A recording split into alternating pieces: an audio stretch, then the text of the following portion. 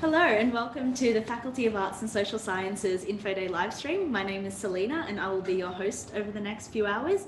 We have a really great schedule lined up for you with interviews with academics, professional staff and current students here at the university, and they'll all be speaking about their experience studying here and what it could be like for you to study here in the Faculty of Arts and Social Sciences at the University of Sydney. We also have a number of special guests, including Eddie Wu later this afternoon, and the Dean of Arts and Social Sciences, Professor Annamarie Jagose, who will again be speaking about what it's like to study in our faculty. Before they come on board, I just wanted to give you a little bit of information about what it's like to study at the university very broadly before we head into the interviews. So the University of Sydney is located in the harbourside city of Sydney. It is consistently voted a really livable, multicultural and vibrant city. And it's one of the largest in Australia. So it's a really great place to study, which is why over, and let me check the number, 35,000 students from overseas study in this city, and a lot of them study here with us at the University of Sydney. The university itself is also the oldest in Australia, and the Faculty of Arts and Social Sciences is its founding faculty. We were modelled after the example of Oxford and Cambridge, so we definitely come from good stock. And in addition to this long heritage and reputation for academic excellence, the faculty today really works on contemporary issues and shaping the conversations around some of the world's biggest contemporary issues. So I myself am a Bachelor of Arts honours student here at the university. I study Government, International Relations and American Studies. I just submitted an honours thesis, so I'm very happy about that. And the reason I decided to study here at the university really was the breadth of subject offerings within the Faculty of Arts and Social Sciences. And then once I was here, I found that within those many, many subject areas, there really is a lot of disciplinary expertise and depth that I could really go into once I had found my groove, more or less. So we'll be taking a very quick break, but when we're back, we'll be here with the Dean of Arts and Social Sciences, Professor Annamarie Jagose, to speak about what it's like to study within our faculty.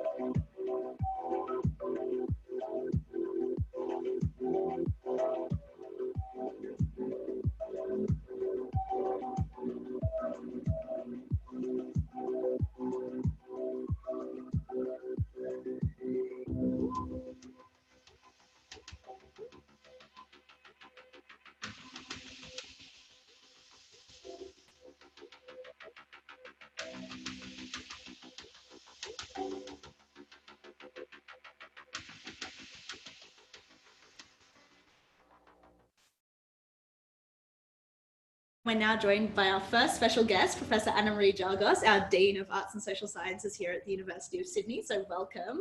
Thanks very much for having me. Of course. Could you tell us all a little bit about what you studied and also what attracted you to that field of study? Oh, that's an awkward and embarrassing question, really, because I studied in New Zealand, as you can perhaps tell from my accent. I'm a New Zealander. And back in the day, you could only be eligible for your government scholarship if you were either over 20 years of age or you couldn't study the subject that you wanted to study at your closest university. And I was very determined to go away to university. And yet there was a local university, near my parents' house, which I was very determined not to go to. And yet I was wanting to be an arts and social science student. And so I couldn't choose any of the sort of medicine or law sort of options that lots of students chose to sort of get out of that situation. So in the end, I chose Latin. I did English, which was my sort of passion, and Latin, which was really how to get the government scholarship. And because I was quite young when I started university, I had to actually do a whole undergraduate major in Latin because I was still 19 when I finished my degree. So Latin has stood me in incredibly good stead. I've never regretted doing it. But when the professors of Latin came to see me at the end of my third year, very excited with my results and begging me to do honours Latin, I was able to tell them that I was going to turn 20 in another month, and they couldn't expect to see me again. I am out of here. Yep. Perfect. So it wasn't necessarily following your first passion, although it served you well overall. Yeah, it wasn't something that I would have done if it hadn't had that instrumental purpose. I had studied Latin for 5 years at high school, so I sort of, knew my way around. And actually, I grew to enjoy it a lot. The thing I particularly enjoyed about Latin was the translations. Right. I very much enjoyed being able to try and bring another language into a very similarly formal or informal, colloquial or not colloquial version of English. And I think that very strongly then informed later my practice as a novelist, right. Really thinking. And the other thing that learning Latin particularly, but possibly any foreign language, really helps you develop a very strong understanding of grammar, even in your own, right. Native language. So yeah, never regret it. So can you see, our university song is in Latin. Would you call it a school song? A university song. University song. So can you sing it perfectly in perfect Latin? Not for us, just in general. That's right. I'm not going to rise to that challenge, because although my Latin's pretty good, I am pretty much tone deaf. But yes, there's church Latin and then there's scholarly Latin, and they're not always exactly the same. Right, I understand. So then, how would you describe the field of humanities and social sciences to people who are not really sure what our faculty does or what kind of subjects you would do with us? Sure. So the faculty is sort of in two parts, as that sort of suggests. The arts on the one hand and social sciences on the other. Arts, sometimes called humanities, so arts or humanities and social sciences, is really a collection of disciplines that I guess are organised around thinking broadly about human behaviour in a range of different contexts. Now, in our faculty, that could be, for example, linguistic context. It could be historical context, political contexts, historical, economic, a range of different ways of sort of thinking about, analysing and speculating about why human individuals and social formations have come out the way they have come out and why they do the things they do. Right, yeah, interesting. No, that's a really great way of grouping our very diverse faculty. And so I think a question that I get asked a lot when I'm speaking to students who might want to study at the university is, why study arts and social sciences? Why is that something that would be useful to do? I found it interesting, your insights about how Latin has helped you. What would you say broadly to students who ask, like, why study arts and social sciences? That's a really good question, and I think it often gets asked in quite sort of instrumental ways, like, what can I do with this? Most commonly, what can I do with my arts degree? Yes, and most commonly, actually, not the prospective student asking that question, but their parents, I think, who are concerned quite properly with what's going to be the financial outcomes of these kinds of decisions. But I think it's also difficult to say on a subject basis. Yeah. It's hard to summarise an arts or social science degree because, someone like you with a major in government and international relations, what do you have in common with, say, a French major? Yeah. And yet, I do like to think that there is something in common right across the nearly 50 majors we offer in the faculty. And it's less to do with the disciplinary expertise that, of course, each student acquires in their chosen sort of specialisation, and more to do with what are sometimes called the sort of soft skills, particularly around things like communicative expertise, the ability to persuade and convince, yes. The ability to synthesise information from different sources into a kind of compelling whole. Cross-cultural communication, also very important. Ethical leadership, how to behave properly, when to sort of stand up, speak out, and when, not to. So a range of sort of skills that aren't necessarily attached to the subject matter, but are very attached to the manner in which we teach those in the faculty. I agree. I think there is some sort of common thread with arts students that I've studied alongside, and I think you're right in terms of soft skills and also a general curiosity about the world. That's such a broad statement to make, but I think that by nature of choosing to study the diverse areas that we're studying, there is some sort of curiosity about things that tend to overlap. So when I speak to friends of mine, I've studied politics and they study French studies, then we will find some common ground and some common interests of ours, because there's real common threads in addition to the soft skills you're speaking about. And it's interesting to me to think more and more as I get more senior and therefore responsible for a broader and broader set of disciplines, which necessarily are not as close to my own as perhaps, you know, when I was more of a junior sort of scholar, it's interesting to see that different disciplines encourage and reward different types of patterns of thinking or different ways of looking at the world. And that can also be a very productive thing to think about, how your discipline fashions your own worldview. Well, especially interesting if you study in different disciplines. So if you were the student who did French studies and also politics, yes, like how different you would finish your degree. And especially now that, you know, with our transformed curriculum, the high degree of flexibility that we afford students might be doing, you know, one subject or major in arts and social sciences and another actually maybe in commerce or science. So the difference there in between sort of disciplinary traditions of thought would be huge. I agree. This is actually a good question, especially you mentioned you can study a wide range of different things. What advice would you give to people who are not in the position you were in deciding your undergraduate, if they could choose from any arts and social sciences discipline and they're confused about what to do? Do you have any advice for how to make that decision? Yeah, look, that's not an uncommon question actually from prospective students. There's sort of the cohort of student who knows and has long known what they're passionately interested in, and that's what they want to sign up for. But there are other students who feel like they're good at or interested in different types of things, and so it introduces uncertainty in their minds about what to do. So I usually say sort of two things actually. I usually say, on a practical level, make sure that in your first year enrolment, you maximise the number of pathways you could take by laying down solid foundations, you know, for the greatest number that you possibly can, as opposed to just sort of taking a melange of subjects that don't sort of add up structurally to anything. And the other thing I also say, which I hear a lot from colleagues, so it's not a point of originality, but to say, you know, what do you feel passionate about? What sort of, you know, makes you feel like this is not work, it's actually fun to think like this, and definitely follow that strand, because I sort of find that students and myself also, to be honest, you can work a lot more effectively to higher degrees if you're actually passionately interested in the subject. And if you're kind of not and having to do it, you know, rotely, I think often you don't kind of achieve the levels of success. Oh, I completely agree. When I was taking a course that I thought was a very smart idea for me to take, but I didn't necessarily want to be there. And when I met people who were really passionate about it, that's when it clicked for me, because I realized, oh, I will never be able to read as many books as you are, and I don't want to, because you're so undyingly passionate about it, and I have got other passions way outside of this class. And very tactful and diplomatic of Salina not to mention what discipline that was. Absolutely. I've done it many times, so you can find it somewhere else.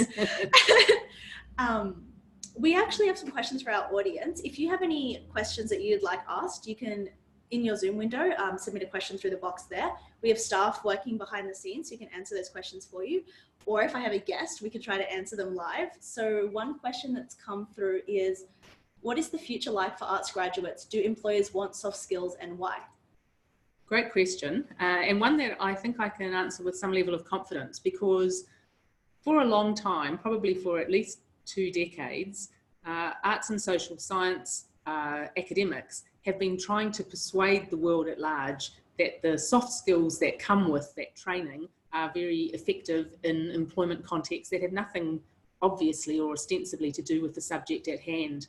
My own experience of doing that at different institutions up till now has been not to get met with a very high level of recognition from the outside world. And yet in the last 5 or 6 years, I'm finding more and more corporations or NGOs or even sort of fintech sector representatives coming to the faculty quite actively to say they would like to have more of our graduates because they find they work well in the team, they're very able, self-motivated, they can work to high degrees of synthesizing information and so forth. So it feels like that message has finally kind of landed and arrived. And I think maybe you've got a good example of that with your... I actually had a really great experience. I interned at a technology company, and in my intern cohort, it was a business internship, and there was 10 interns, 2 of those from Australia and New Zealand, 2 of them were from the University of Sydney, myself and another person, and both of us were art students from the University of Sydney. So I found that quite interesting that for the business internship, the University of Sydney was represented 2 out of 10, and all of those 2 were art students from our university. Great example. Great. Oh, here we go. We have some more questions coming through. I'll do the second question. What are some of the modern applications of humanities studies? Oh, that's an interesting question. Do you have an insight into this? I like the way the question is framed to suggest that there is some sort of old-fashioned, Yes. not modern way of using humanities studies. I mean, I guess the thing is the humanities and social sciences are very attuned to contemporary coordinates. So very frequently, the kinds of questions that we ask our students to think about are the sorts of big issues that are also exercising the public at large.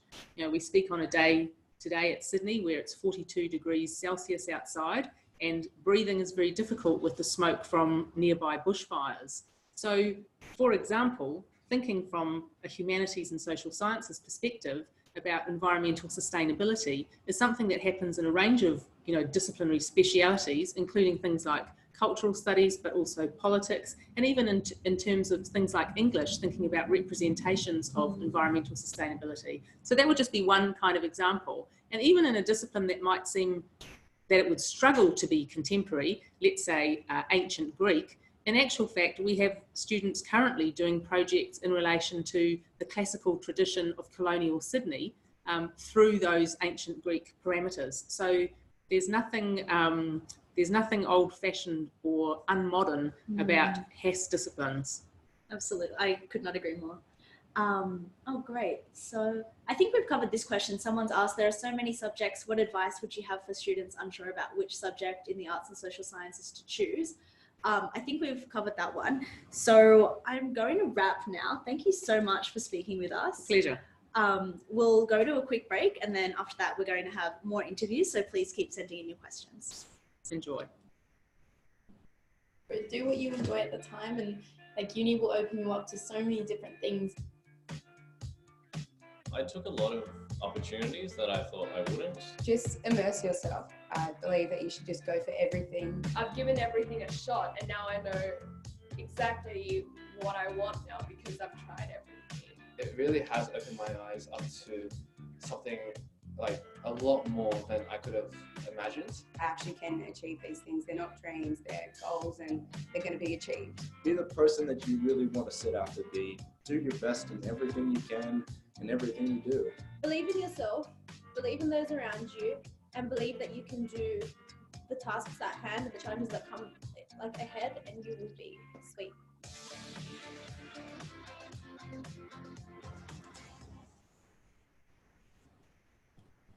Hi and welcome back. If you're just joining us, welcome to the Faculty of Arts and Social Sciences Info Day livestream.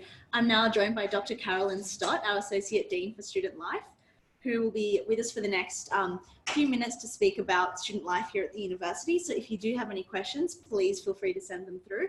Welcome, Carolyn. Thank you, Salina. Great to be here. So happy to have you. The first thing I think our audience would love to know is, what is it that you do here at the university in our faculty? So I'm currently in a role called Associate Dean Student Life for the Faculty of Arts and Social Sciences. I also work in French Studies. That's my first love and my home discipline. So in terms of my role as Associate Dean Student Life for the Faculty of Arts and Social Sciences, I advocate for students on various committees, reflect on their well-being at the university, and work on ways to improve the terrific programs that we have already on offer to cater as best as possible for our students. I also give academic advice one-on-one to students who need it, whether that be because they're struggling because of health issues, or perhaps because the choice is so wide at the university, they can't quite decide on a pathway. So there are various reasons why students would be requesting academic advice. Actually, choosing subjects was something that came up in our last interview. Do you have any general advice for students who are finding it hard to navigate the wide variety of subjects that we have? Look, my advice would be to go with your passion. So changes can be made within the first year and even later, but I really feel that most students actually don't have a concrete idea about exactly what to expect from university unless they're perhaps doing a professional degree. And a Bachelor of Arts is a long way from that. And it's great because there's so much choice, but it's also a bit scary for that reason as well. So I would say go with your passions, even if it means that you study something and work out that actually it wasn't what you thought it was going to be, then you can put that one aside and focus on something else. For sure. And I think you're right about there really seems to be a difference between students choosing to study something like teaching, which is a more professional degree on a particular path, also students studying something more broad in arts and social sciences. Yeah, and I mean, even, you know, studying a Bachelor of Arts initially can lead on to something like teaching through a master's program later. So the flexibility is huge. Yeah, there's no closed doors there. Exactly. Absolutely. Yeah. Well, I'm going to start with some of the hard-hitting questions we've prepared for you. Sure. Actually, this is really important. What programs are available in the Faculty of Arts and Social Sciences to support students during their studies? Okay, so we are very fortunate in FASS, we call Faculty of Arts and Social Sciences, to be the only faculty that has a student engagement and affairs team, so a team of hardworking professional colleagues who work to provide exactly the support that students might require. For example, academic advice, extra help with academic English, for example. That's more done at a university level in terms of the learning centre, support as needed for health through, that's again not a faculty support service. I guess students are welcomed into their own disciplines. There are opportunities to meet other students and the teachers who will be teaching them through welcome events in many disciplines. There's also Welcome Week is a really important week. So this is the week before university starts. Right. And I would always strongly encourage students to come along and be part of that, because it's where you get your grounding. It's where you work out geographically where we are and what happens and where you'll be studying. But it also gives you an idea about what is available throughout the whole campus, and also you get the opportunity to meet other students, particularly if you take part in our Welcome Day event. So we've kind of segued into Welcome Week. Is that okay? Because this really is the start of much of the support that's available. So students, if they come along to Welcome Week, they can actually register in advance for Welcome Week, but they can also turn up on the day. We would much prefer them to register in advance. Upon enrolment, they'll receive an invitation to register from the Student Affairs and Engagement team, and that gives us an idea about what numbers to expect, and we can get anything up to 15,000 students on our day, which is the first day of Welcome Week. Yeah. Could you give us a sense, for someone who hasn't been to a Welcome Week before, Right. which I assume many Yes, of course, yeah. what does that look like? Are you in a classroom all day? No, it looks nothing like that. It's actually you're on the move most of the day, essentially. So for FASS students, you meet in a particular area. You are assigned a mentor who is a senior student, and what's great is that the mentor program in the Faculty of Arts and Social Sciences gives mentorship to students in 3 or 4 different groups. So it gives students a mentor in the Deal Scholars program, which is our high achieving program. It also gives international students a mentor, both a domestic student mentor and an international student mentor, which is fantastic support for them. Also for 25 students who are 25 plus, that's a different program as well. So, and then general students who don't fit into any of those areas also are allocated mentors. So essentially students are allocated a mentor according to the subject and the degree in which they're enrolled. Generally speaking, the senior student mentor is also enrolled in that degree or has experience in that degree, and then they're basically shown around the university. They're taken to some of the talks that are given during Welcome Day, and they're also shown various parts of the university, and it basically sets up a potential to make friends on your first day of university, or even before university starts, and it also gives you the opportunity to seek advice from senior students, but also from academics who they'll meet along the way through some of these talks. Perfect. As someone who has experienced many a welcome week, I think that's a very accurate description of what it's like, great. and B, I would also agree, definitely register and come along for welcome week. Yeah. I think it's one of the most important weeks of the year to really set yourself up. You know, when I was a student, I was actually sick for, it was interstate, but I was actually sick for my welcome week, and I really felt that I started off on the wrong foot at the beginning by not having been part of all those fantastic activities. And we didn't even talk about the clubs and societies that students can join and all that sort of stuff. It's too much. Yeah, it's absolutely. too much. Yeah. Well, we do have to wrap up this segment, but thank you so much for sharing with us, especially about welcome week, because I agree, in terms of new students coming to the university, it really is the most important week, I would argue, for the year. If not your first welcome week, potentially sets you up for the rest of your degree, student life. Absolutely. Yes. Thank you so much. My pleasure. Thanks, Salina.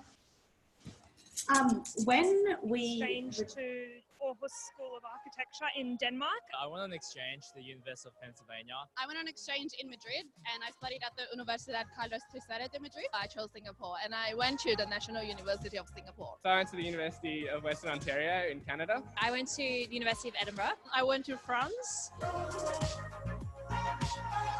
We really loved Aarhus, and it was one of the universities that our unit coordinators and program directors actually recommended to us. How I chose the country was essentially English speaking and also the travel opportunities that laid ahead of me. I chose Spain because I wanted to learn Spanish, because I was actually already learning Spanish at the University of Sydney. My dad's family is from Scotland, so I really wanted a chance to sort of get to know where his family was from. Favourite memory? It's a hard question, there's so many. A lot of my favourite memories aren't even actually in Spain. It's just traveling around Europe. My best memory during exchange will be the food and people. The students there, they were very lovely and very accommodating to all of us. I think I learned that I am more resilient than I thought I was. I will say just go for it, because it's a perfect chance for you to explore the world and learn more about different culture. Google Translate is a very valuable tool when you travel overseas. If you ever go to a country that you don't really speak their language, just use image. It's better than the translations. I don't actually wish I knew anything before leaving on exchange. That was part of the fun, just going into a new environment and not knowing what to expect. My number one advice is to do your research, but also be very open. There'll be challenges, definitely, but there'll also be great things that you weren't expecting to happen.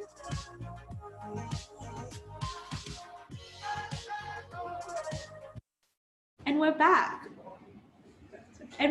Welcome anyone just joining the live stream now.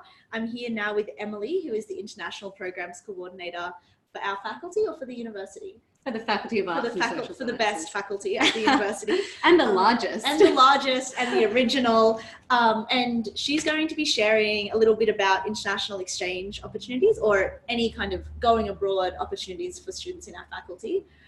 Could you share a little bit about how can students, as much as we love our campus here, get off campus during their degree? Absolutely. So I work as the FASS International Programs Coordinator. I take care of all kinds of international programs. I also work very closely with our mobility team who support all the semester exchanges. Now in the faculty, for instance, we have a number of different programs, whether it's like a short-term exchange. For instance, our education students can actually go to UMEA on a very popular education program. And of course, they get credit for that when they return to Sydney. For instance, we also have other programs such as going to study abroad for a unit of study. For instance, a really popular one is our art history students who actually get to go to Berlin or sometimes Paris to learn all about their major, and it is a senior unit of study, so they really are getting into the depth of their study right on some beautiful museums, and it's unbelievable seeing the photos and hearing about their experiences. Oh, amazing. Yeah. What would you say are the most popular study abroad destinations for our faculty? For the faculty, oh, that's a tough one. Because, you know, for instance, a school that sends a lot of students is the School of Languages and Cultures. Mm-hmm. Because, of course, with a language major, they want to be really in the zone, and it really helps them bring their language studies to the next level. So, for instance, we've got these open learning environment units, which all students do have to take as a part of their degrees. and they can actually take them as in-country experience units, where it's generally, for instance, if you want to experience a new country, and you can really grab the depth of that language as well. And how would you compare something like our open learning environment in-country experience units to something like what we would typically call a study abroad or exchange program? Well, I guess all three of them are actually quite different in my lingo. Right. So for instance, let's go with open learning environment units, a part of an interdisciplinary study. So where you are taking on just a bit more depth to your study rather than just beyond your majors. Everyone does have to do these. And as the in-country learning, generally they are introductory language level. So that's as part of the OLE in-country. Then you have exchange, where we have an agreement with a university and we have just about 200 partnerships. So where we will send our students there and then we'll also accept students here. So our campus is very diverse. Yeah, that's a true exchange. And then study abroad might be a little different, where students are paying fees for a program provider. And that generally is a part of our units of study, where we may have, for instance, they'll pay their tuition fees for enrolling in the unit of study at Sydney, but then we're also paying, for instance, a bit more cost to help with those service charges. Like, we want to help our students have the most amazing experience abroad. And of course, that includes ensuring that there's some great pastoral care. You have all those orientations and welcomes that are really make a difference as completing a study abroad program. Perfect. Oh, that makes total sense. Oh, we have a question from our audience come through. Wonderful. When do you go on exchange? Great. Broad question. Thanks for that question. Yeah, absolutely. It really depends on your major, but the most common time for a semester exchange is semester 2, second year. So that would be after completing 3 full semesters at Sydney. And now, planning exchange has to happen really early in your degree. For instance, you need to have an idea from the first semester, okay, I want to do this, because you do have to plan your curriculum very carefully. And we do accept applications 1 year before the exchange. So if you were to go in year 2, semester 2, you need to apply year 1, semester 2. Okay, great. So would the idea be, come semester 2, start getting your ducks in a line to go on exchange? Should that be before people come to university? At what point should they start thinking about how to get exchange into their degree? Pretty much from the start of semester 2, they have a great number of information sessions, help plan, which maybe you have an idea of regions that you want to go to as well. And there's also a really helpful team who give advice. We also have a peer advisor in our student centre, where students can drop into the student centre and just ask general questions, get some help maybe, or some tips on how to apply, because we do have a number of programs.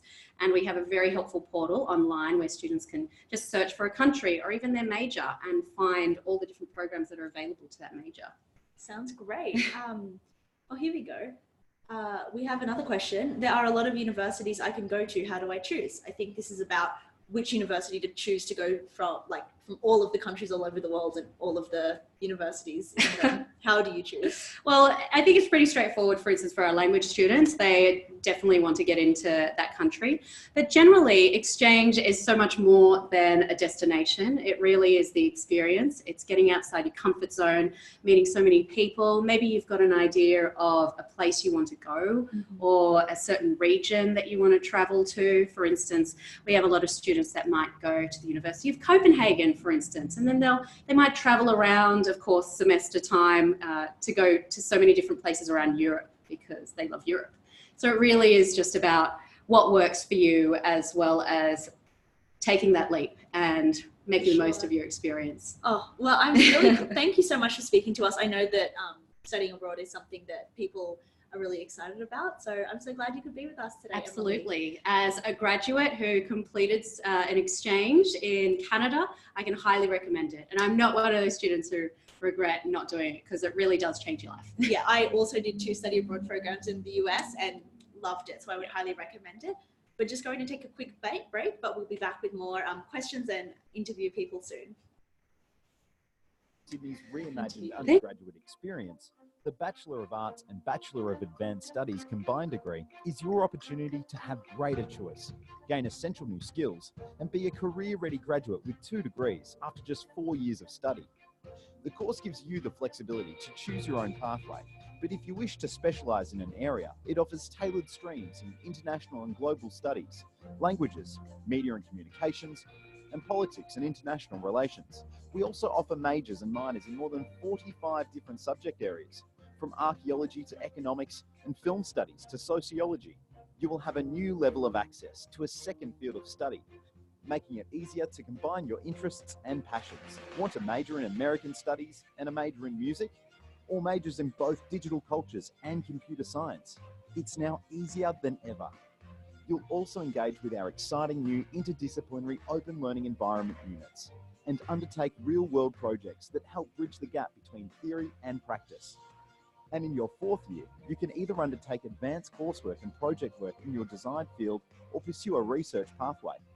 With more choice, a global perspective, and greater graduate outcomes, studying arts and social sciences at Sydney is better than ever.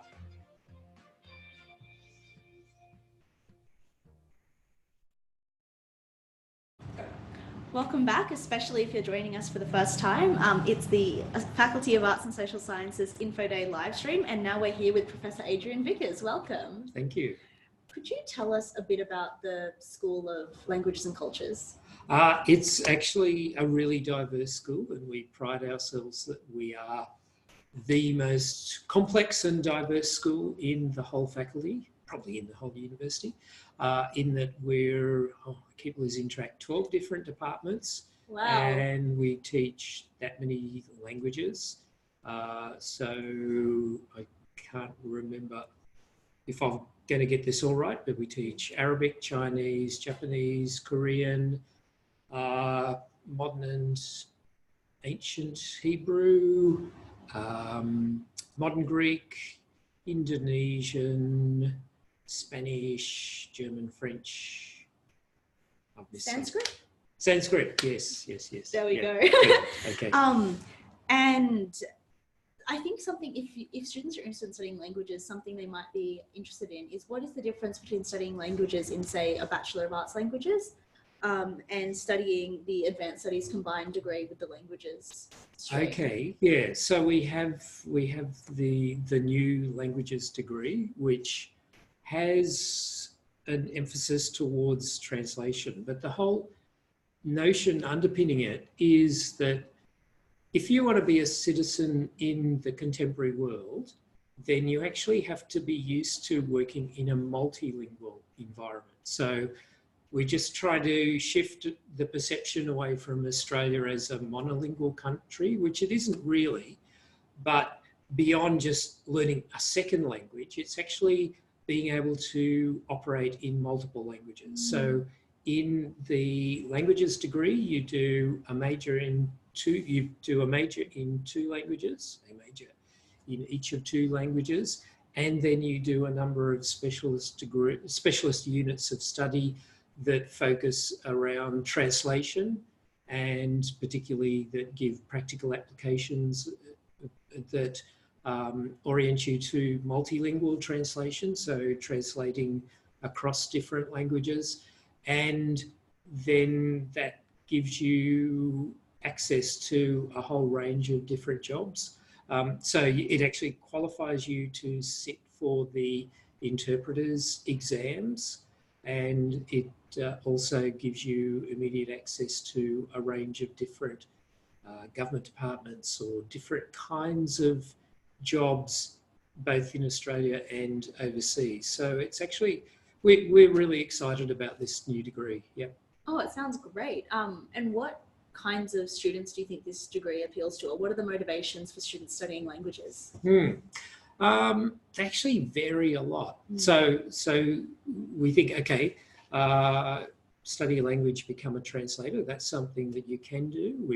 We've got one of our former students who does things like translates in meetings between the Prime Minister and the President of Indonesia. So yeah. And that's certainly a good path to go down.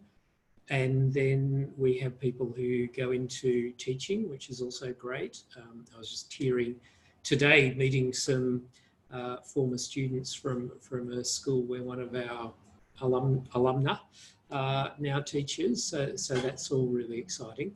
But then actually our students go into a whole range of different areas. So we have students in a lot of government departments, and government departments actually look for language ability. And that might be, okay, we're looking for somebody to teach or to learn a specific language, so maybe somebody who can speak Indonesian or Chinese, but also that you've learned a language and therefore you can go and learn other languages. And that's something that, say, the Department of Foreign Affairs and Trade values, or the intelligence agencies, or we've got students who work in Prime Minister and Cabinet. Then we've also got students who go into things like journalism, and then we've got students who've worked abroad in social media, in development agencies. Yeah, it's a limitless choice. Yeah. Really, really broad. Could you tell us a little bit about the accreditation pathway for students who do this degree?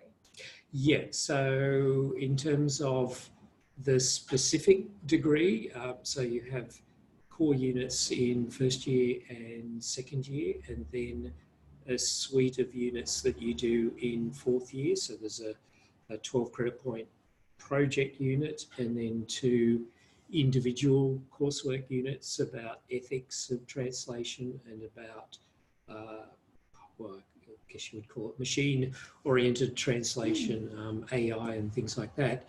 And yeah, that then is the accreditation to sit the NAATI exam. So it's not that you are already accredited, but that you bypass the usual set of preconditions, because all of our units of study, all of our majors have been pre-approved by NAATI as qualifying for entry to the exam. Great. Oh, that sounds great. Yeah. And for people who don't study the specialised stream, we've had a question that's just come through from someone in our audience saying, how many languages can I study in a Bachelor of Arts? Okay, so it depends whether you want to do a major or 2 majors, a major and a minor. So you could do easily 2 languages in those kinds of combinations, but we actually have students who do an amazing range of, I guess you'd say, sampling. So there's one of our students who is working as a student ambassador, and I'm just trying to remember, I think her majors were French and Chinese, but then she'd also done first year Korean and a couple of other languages. So it's possible just to say do a 1 semester taster of a language, just to give you a basic introduction. That might mean that you can go overseas and have conversations with people.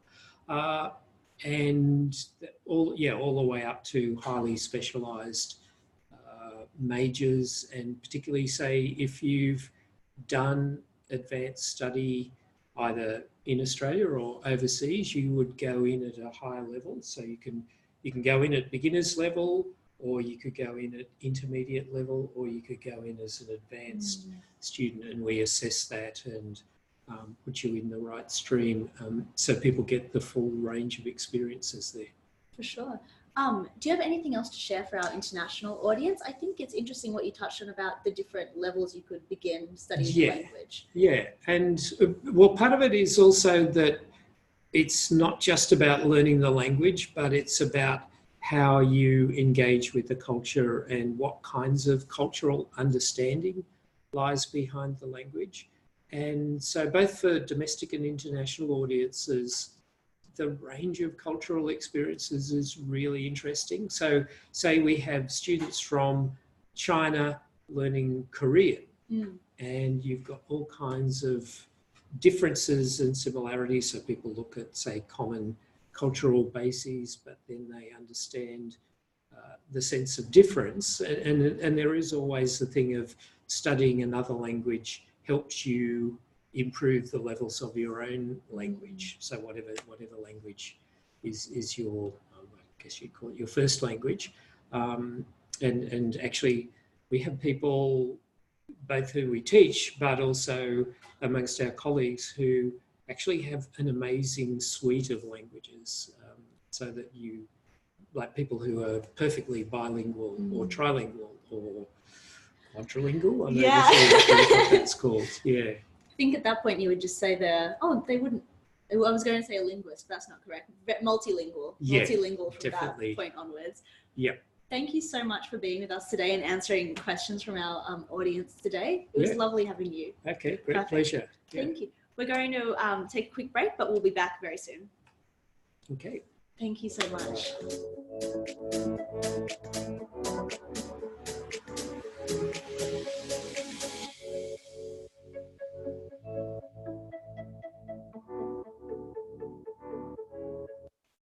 As part of the University of Sydney's reimagined undergraduate experience, the Bachelor of Visual Arts and Bachelor of Advanced Studies combined degree is your opportunity to have greater choice, gain essential new skills, and be a career-ready graduate with 2 degrees after just 4 years of study.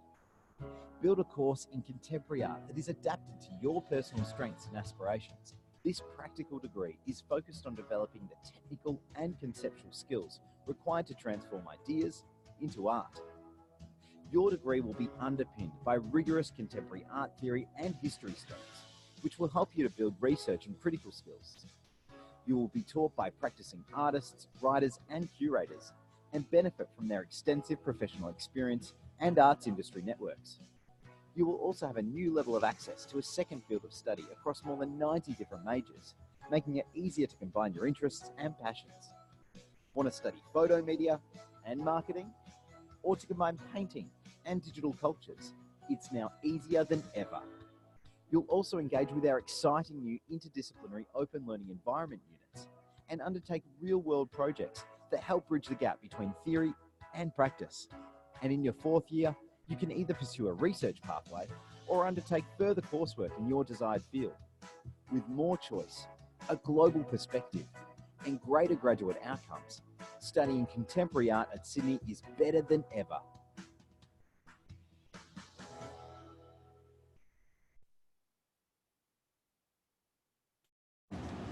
Welcome back. We're now here with Indavi, a student from Sydney College of the Arts. Could you tell us a little bit about what you study and why you chose to study that? Yeah, so I'm studying a Bachelor of Visual Arts, Bachelor of Advanced Studies. So basically I just finished my 1st year of Visual Arts and Advanced. I'm majoring in art history and French. And so you have to do art history as a prerequisite for visual arts, and then the advanced you choose your own major. Really? I didn't know that art history was a prereq for... So you do all the prelim subjects as someone who is studying art history as an advanced studies major would, and then you have to do 2 years of art history with your visual arts degree. Right. And sorry, what was prelim units? Like units so in your 1st year or? In your 1st year. So you do intro to art history and then global shock of the now. Yeah. Beautiful. Amazing. And so what made you decide to study at Sydney College of the Arts? Well, I've always loved visual arts, and I think I chose Sydney College of the Arts because it allowed me to study visual arts, but also my other interests in art history and arts and social sciences. And through Sydney College of the Arts, you have the ability to be exposed to all of the other subjects. I understand. Makes it quite special as a university, and visual arts in particular. For sure. This actually brings us to a really interesting question. The Sydney College of the Arts was originally based at the Rozelle campus, but you'll be moving early 2020 to the main campus. So I just wanted to know, how do you feel about that? And also, how would it work before? Did you have to study at multiple campuses to do like art history and visual arts, or just a little bit about where you're studying now and what that will look like from 2020? Yeah, no, it's definitely going to be a big change. So originally I was out at Sydney College of the Arts in Rozelle once a week, and then I'd have to obviously go out there to do practical work. And then I was at main campus 2 days a week. Yeah, traveling constantly back and forth, which is interesting, but I think long term and also socially and academically, it'll be much better being on main campus next year, because you'll have all the facilities right here. You can go to a lecture and then also go back and do your practical work, which is really special. Not many campuses have that. So it'll definitely be a good thing, I think. Yeah, for sure. And you're meeting people. Like, I think it'll be great to be walking by and see a friend from law when you're doing your visual arts or something like that. Yeah, for sure. Well, as someone who's only studied on main campus, would you say that I don't know anything about the Roselle campus? Is there much more of a social life on main campus? Oh, completely. So you'll be lucky if you see 30 people out at Roselle on a day. That's like an extremely busy day. So it's nice to be exposed, and you've got the libraries here that are much bigger, and I think that it's special because you can also, I also don't know many of the older students who are studying visual arts, so to be exposed to their work more will be really incredible. Right, yeah, that makes sense, absolutely. We have many questions coming through. I'm actually going to take this one though, which is, we spoke a little bit about preliminary subjects. Could you explain what your first year of study looked like in terms of the classes you took, how much practical work you did? Yeah. So I started out in semester 1 as a first year student, and my week looked like a full day of visual arts, and so that included a lot of conceptual work. We had to rotate every 8 weeks in a different field, so I've covered everything from sculpture, painting, film, photography and ceramics this year, because they really want you to be exposed to everything before you just go and choose your own major. And then what else it looked like is you would do kind of half-day practical work, half-day more conceptual and theory work, so that you would be critiqued on your work, you'd have to explain your ideas, which was also really unique to an arts college.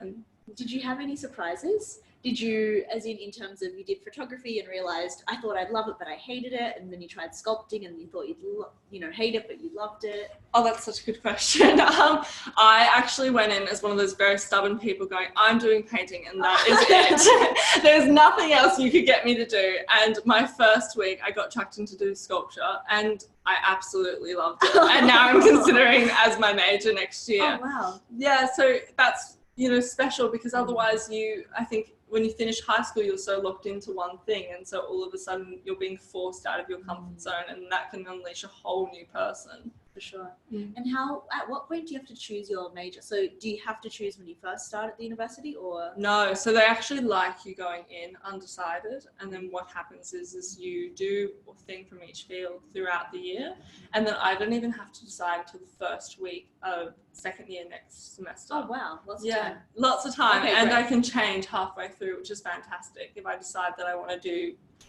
glass all of a sudden. Go back to painting. Yeah, go back to painting, exactly. Go back to the original plan. Great. Perfect. Okay, so I just have one last question quick. If you had to have one highlight from your studies so far, what would it be? Oh, wow. I think all the opportunities that Sydney College of the Arts and Sydney Uni present together. So I just recently worked at Wingara summer program, and so I was teaching with another student mono printing and screen printing. And something like that I would have never even thought it was a possibility. And you're kind of working with other students who are in year 12 from all over Australia, and having the opportunity to share your interests and passions. I think it's really special. Perfect. Thank you so much, Thank you Angie, so for speaking much. with us. We're going to take a quick break, but we'll be back soon. Hooray.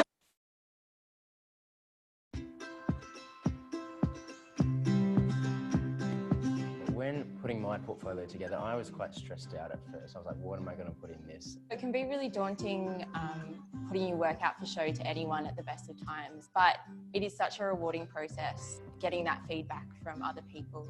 You could bring a whole range of materials and that could constitute your portfolio.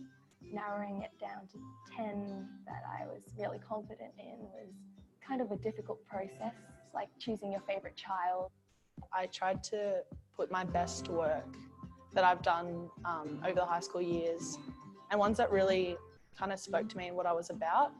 I wanted to put something in that would represent what I would be interested in when joining SCA, and just something that I feel genuine about.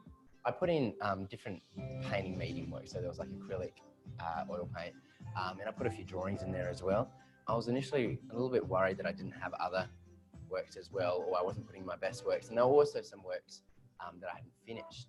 I was so focused on what I thought they wanted to see, I forgot about showing them naturally who I am and what I'm about. And I think if I were to do it again, I'd focus more on demonstrating my dedication to art and my passion for art, more so than trying to show off all my little skills. And I think, yeah, that would be what I'd change if I were to do it again. I really try and upkeep my portfolio and everything just to really see how my work's progressing as a whole. I think it's a really important part of your own artistic practice to really watch that develop. And I've used a portfolio for a number of applications, exchange applications and things like that as well. And it's all really stemmed from trying to curate that process at the beginning to come to art school. So.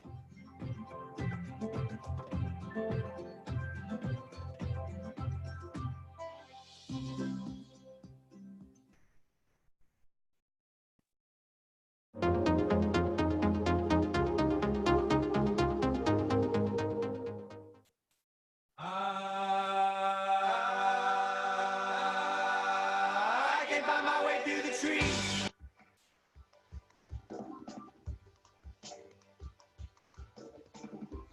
Don't, wait, me, you get home.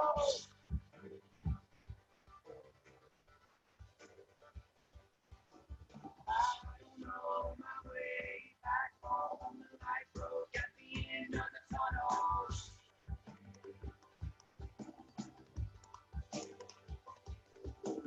I don't know, I'm out on my own. I can't find my way back home.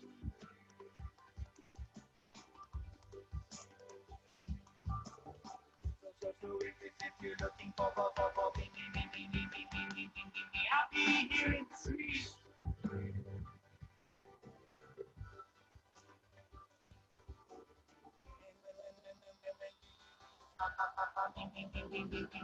I'll be picking the list.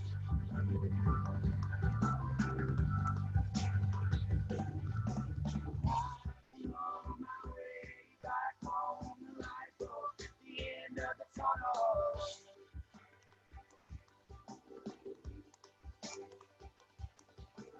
I don't know, I'm out on my own. I can't find my way back home.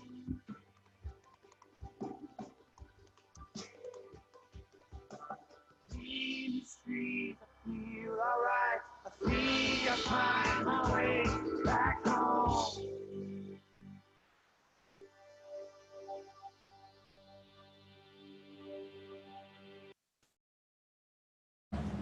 Hello and welcome back. I'm now joined by many of my peers. So we have a student panel, so please send in any questions you have for current students. Would you like to introduce yourself? Go first. Oh, okay, I'll start. Hi, my name's Sam. I'm a postgraduate student ambassador. I'm doing my PhD in English and I'm currently in my 4th year.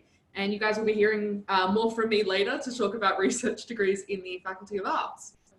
Hi, I'm Indivi again. I'm studying Bachelor of Visual Arts, Bachelor of Advanced Studies. I'm in my 1st year. I'm a student ambassador as well. Hi, my name is Antonio. I'm doing a Bachelor of Education in Health and Physical Education with a 2nd teaching area of history as well. So yeah, so that's really interesting about that course as well. So you get 2 subjects done in 4 years. Anyway, one of my highlights of uni was actually uni games. So that's when everyone gets to go out and play like competitive sports. It's basically like the Olympics of uni. And another highlight is basically giving the uni giving me the opportunity to go and expand my horizons by doing volunteer hours in schools and where I built most of my networks as well. Wow, where was Uni Games held? Uni Games was held in Gold Coast 2 great. years ago. Yeah. What's your sport? Taekwondo. Taekwondo. Okay. Yeah, so, my cousin plays Taekwondo. Yeah. Perfect. That's a really good question. What would you say your highlight from your university experience has been? I think I asked you for your highlight already, Interview. Yeah. Well, my highlight has obviously just been joining the University of Sydney as a postgraduate and sort of getting to communicate with the great researchers that we have here and talking to everyone in the faculty. Everyone's been very generous with their time and it's just been some very interesting and stimulating conversations. When you said obviously, I thought you were going to say obviously participating in this live stream. This has also been a great highlight. I hope so. Me. I really, really do. We've actually had a question come through during the ad break for Indivi. And the question is, how much should I try to show in my portfolio? I think this is, could you explain about admissions into visual arts? Yeah, so visual arts is quite a unique degree in that sense where you have to present obviously your ATAR when you apply through UAC, but also a portfolio. And so the portfolio you can only submit, I'm pretty sure it's 10 works. And then what we try and recommend when I work on these days is that you try and show a breadth of work. So not just if you love painting, but if you journal, because it doesn't have to be a completed piece, which I think a lot of people don't think that's true, or a concept. So I want to do this sculpture and this art exhibition, and I wish I could, but I don't have the resources. Right. So that's always a really interesting thing too, because I think that makes students stand out based on kind of what their ideas are. For sure. So you don't have to submit 10 completed No, works. they don't have to be completed. That's really good to know. Yeah. Perfect. If you do have any more questions, please continue sending them through. Just a question for the panel. For example, for you, you're doing a professional degree, so you're studying teaching to eventually become a teacher. Yeah. How did you end up doing that? Oh yeah, What sparked your I interest? feel like I've always been like, we'll go back to Taekwondo here, because I've always been exposed to teaching. I've been teaching like Taekwondo since I was like 15, 14 years old, and I really like seeing how I as a one person can make such a big difference in like children's and like students' lives as well. And I love seeing like the problem student or the challenging student, because I say like, bring them to me, I'll see what I can do with them. And when they start changing and people go, wow, like you've actually changed this kid in the way. I believe there's no like naturally bad students. It's just the environment they were brought up in. That's great. Yeah. And so then the PDHPE, like the physical education, makes sense to me. How did history become the second area? Basically, I think I just had like it was just like one of the areas that I was interested in. Like, you know, everyone's interested in history. Like, how do we, like, why are we here and how do we get here? You know, and when I saw that the university offered Roman history, drawing from my Italian background, I thought that would be really interesting to learn about that as well. For sure. Yeah. Oh, amazing. Yeah. Oh, great. Okay. On the Taekwondo question, are there lots of sports clubs on campus? It's Yes. a question that's come through. There's heaps and heaps of sports on campus. You know, I know there's American football, there's Brazilian Jiu-Jitsu, there's Japanese Judo, there's Taekwondo, and boxing as well. Like, you know, I know I'm listing all martial arts because that's my field, but there's plenty of other sports. And if you do a martial arts, it's a guaranteed entry to uni games, whereas the other team sports you have to try out to go. That's a great tip. Yeah, so because it's an individual sport, you don't have to try for anything. So if you really want to go uni games, it's really, really fun. And join a martial art. Yeah, for sure. If you're a part of these sports clubs, what's the kind of commitment? Do you meet up weekly? Do you train separately? Yeah, so it's a weekly commitment. It just feels like a family, basically. So you go there, and it's not really like, they don't really pressure you to come to training, but you'd want to come to training, you know, based on your own accord. And basically in Taekwondo, if you don't come training, you're going to get kicked in the head, you know, you're going to get knocked out. You know, that was my Big motivation. Yeah, big motivation. Yeah. Absolutely. All right, we'll try to pivot from sports. A question has come through, and a few questions have come through. Okay, related to the sports is, how is the best way to meet students? Do you have? The best way to meet students is just to join as many societies as you can. Join societies that you're interested in, because that way then you'll meet people that are interested in the same things that you are, and you'll definitely create a connection there. And if you reach like executive team, like as an executive team member where you're directly involved in it, they go on like things such as camps, where you can build an even stronger connection in that way. For sure. Yeah. Have either of you been an exec on a club or society before? I've not. But things are a little bit different for postgraduate organizations, but generally, joining any sort of group, we offer a lot of great organizations for postgrads as well to join. Awesome. And that's how I started making friends. I didn't know anyone when I came here.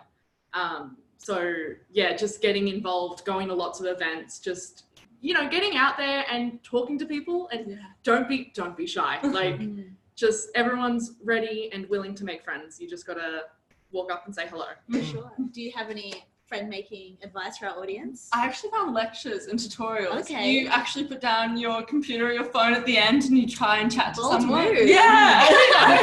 But I always found, I think I've had so many times this year where you just go, you know, I'm going to grab a coffee and go sit on the lawn for a bit in the sun. Like, do you want to grab one with me? And I think that a lot of people are wanting to do the same thing. It's just making a little bit of effort. I agree. It's sometimes hard to speak up because you're in lecture halls with hundreds of students, or sometimes you're in small classes of 10 students, something like this.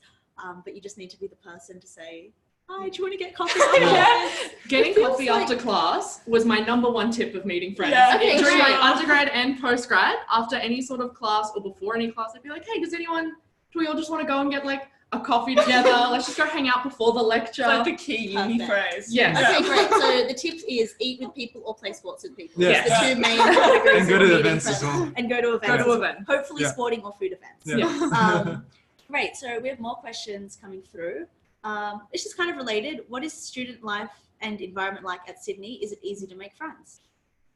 Yeah, I think that out of all the unis that I've analyzed and like seen, just observed, I think Sydney Uni is the most one that feels like a uni, like what you expect from like a uni or a college. Like I always refer back to like American movies where like, you know, you go to college and it's just like that whole vibe where people are handing out flyers, people are always talking to you, you know, trying to get you to sign petitions and stuff. You know, sometimes it's a bit annoying, but it's all part of uni, and I really like that feeling that like University of Sydney is a university. Yeah, I love that too. Like having a main campus where everyone's together. I really love that. Yeah, I went and lived on American University, and I came home and I actually found Sydney more welcoming. Yeah. Right. Because I think that it does have that like uni life and campus vibe, but also because everyone does live at home or nearby, I think they do try and reach out more because they know that if they don't try and make friends at uni, it won't happen. For sure. Yeah, for sure. How would you describe it? Oh, very much the same. It's if you're willing to make friends, people are willing to make friends with you. And not to bring back going for coffee, but generally, no one has turned down a coffee offer. No one has ever. You are 100% successful. Pretty sure. Or just join making Facebook groups if you're the one in the room to be like, let's start a group chat to talk about this class. Exactly. People and then you're will- going to invite people to Taekwondo. People will join and you can go along to things. And there's like heaps of group assignments that we do, and in those group assignments you make your friends, you know. It's true. You know, at first you're like forced, like I don't want to work with these guys, and then you realize that they're actually really good people to work with, and that's how you make your friends. Exactly. No, we're a friendly bunch. Yeah. Okay, great. The next, we're going back to academics. I would say less fun, but it's all fun. How did you pick your subjects? How much structure do you have in the visual arts degree? So- do you have much choice, or is it pretty structured? Mine's pretty structured just because I'm doing the Bachelor of Advanced Studies as well. So that makes me do another major, which I quite like because then I have two focus areas. But then with the Advanced Studies, you can choose whatever other interests you have. Okay. I think choosing a subject is really interesting because, you know, I don't want to teach French but I've always had a passion for it. So I think that it's a nice way to do something you love while also learning another skill. I don't know, what are your experiences? Oh, so just to echo something everyone's already said about joining the Faculty of Arts and Social Sciences, it's doing something you're passionate about. So I double majored in English and Theatre and Performance Studies because I just loved them. I didn't know what a career path would look like. I didn't think I'd go into doing my PhD after that. But through the experience, everything that I learnt in an arts and social sciences class has come so handy and is so relevant just to my everyday life. And it was something that I was so happy to be studying and so interested in studying. So really follow your dreams. I feel so boring. Follow your passions, I'm truly. so happy. Sickly happy. Okay, great. Where is the next question? Okay, we have a broad question. Is Sydney a nice city? Did we all grow up in Sydney? I did. I didn't. Oh, well, maybe you'd be the best because I grew up in Sydney, so I love. Yeah. Well, I grew up in the suburbs. So I love Sydney. How would you describe the place? I love Sydney. I grew up in New York, so it's a completely different vibe. I think it's especially a great place for young people. I think it's very kind of college vibe and university lifestyle. And I think that if you are young and there's so many opportunities for you to succeed and people want to foster that, and even going up to someone in business and being like, hi, I have little experience, but could I like shadow you? And the amount of times I've done that and I've gotten great response or had opportunities to do things like that I think overseas or in other cities you wouldn't have those opportunities just from how big it is, but also how kind of competitive in a weird way it is. So I don't know, that's been my friendly city. Yeah, very friendly. For sure. I think like just coming from a cultural perspective, because I grew up in Bali until I was like 6 years old or something, and coming to Sydney, I think it's very easy because they're really accepting of different cultures, and there's also like you see different cultures everywhere, you know, and they're trying to incorporate every single like cultural perspective, and like we don't have a problem with like racism here or anything like that, you know. I feel like they were really accepting towards me, and they're actually trying to like learn more about my culture as well. Right. Yeah. Oh, that's so great. Yeah. No, it's Sydney is a very diverse city on all fronts, really. Okay, great. We're back to the sports related questions. This is going off. Can I join clubs even with no experience? Yeah. Sports clubs. Yeah, definitely. Especially in the martial arts, they actually encourage people, because martial arts is very niche, and we're not really getting people signing up. You know, you think of sport and you sort of think of traditional ball sports like soccer or rugby, but martial arts is not really getting that much interest in the sense. So that's why we really, really like when a new guy walks in and says, I want to learn this. And we go, yeah, we'll equip you with anything. Like, you have to start from somewhere, right? Amazing. Yeah. Oh, I love that. And even in the later stages, like, we get people that are like really like older, like much older than I am, and they're starting off as white belts. Yeah. But everyone's just open to everyone else. Yeah. But we have like a run club, so even if you don't want to do competitive sport, but you want to do a sports thing, like we go and you do different runs around Sydney every week or around the campus. And then, I mean, I joined the tennis thing, and it's just social tennis, but that's fun too. Oh, I love it. And there are competitive things, like you can go to uni games, so you can do competitions more regularly with people or create your own thing, which I think is really special. For sure. So I did a lot of theatre society stuff, and with little acting experience or little backstage experience, and they love that. It's really, joining a club or society is a really great way to learn new skills. So you get a diverse people, because it's not everyone, no one's not necessarily studying, you know, the related subject areas, but everyone from just coming across from university who share a passion for something. You'll learn together, and then you just band together and create something great. I think that's the benefit, something I thought about when I was choosing which university. I think the benefit of going somewhere like Sydney, because there's so many students, there's just so many people with the same kind of niche interests as you, that I don't know if you could find everywhere. I think you do need kind of a great number of students to get that. Well, you're here too, and your life is usually on this campus. So I think that even if you don't see someone that you really liked in a lecture, you'll bump into them in a weird way, and then that'll spark a new Probably connection. getting coffee. Coffees or beers down at the pub. Manning bar. Perfect. All right, great. Well, we'll wrap now. Thank you so much for joining us. We're going to take a quick break, but thank you so much for coming and joining us. I'll let you go, and we will be back very, very soon. Keep sending in your questions. I've always been interested in helping others, and I think by working in the public service, I'll be able to have a direct impact on people's lives. There's a lot of research into teaching and teachers, and so much of it targets beginning teachers in their first year or two, but not a lot looks at what happens next. By studying a Master of Economics, I've been able to understand from a different perspective the problems that our world and our communities are facing. By studying this degree as well, I found that my eyes have been open to possible solutions to these problems too. Attrition rates for teachers in Australia remain really high. Some estimates put it as many as 40% of teachers leaving within their first 5 years. So ultimately, I'm hoping that my research will inform policy and the development of policies that shape teachers' careers in Australia.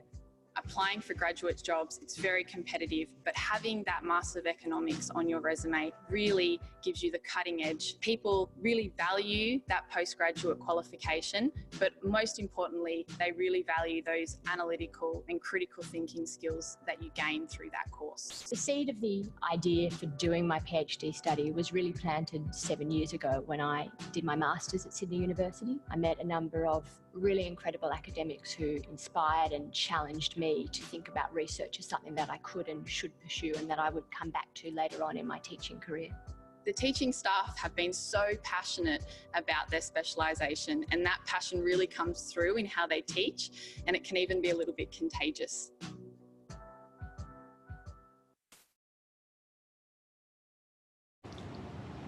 Welcome back. We hope you've been enjoying the content so far. I now have Gillian here with me from the recruitment team, who's going to speak to us about postgraduate study. I'll just remind you that our special guest, Eddie Wu, is coming up very soon, so stay tuned. But in the meantime, welcome, Gillian. Thank you. Good to be here. Thank you. I'm so happy that you are here. I know a burning question about postgraduate study is trying to understand the difference between graduate certificates, graduate diplomas, and masters. Could you illuminate for our audience? Sure. So I think a lot of the time when we talk about postgraduate study, we only talk about master's degrees, and that's because it's the main degree that most of our students do. However, I wouldn't be dissuaded from choosing a graduate diploma or a graduate certificate as well. So the main difference is the depth and the length of the degree that you go into in the graduate certificates and diplomas. So typically a graduate certificate is a lot shorter. There might only be 4 individual units of study that you actually complete. If you then decide that you really enjoy what you're studying and want to continue, you can upgrade into the graduate diploma, perhaps do another semester of study. And if you're still loving it, you can then go on up into a master's degree. So they're all embedded within one another. And it's just a really great way to try out something if you're not too sure before you take on the full master's degree. Right.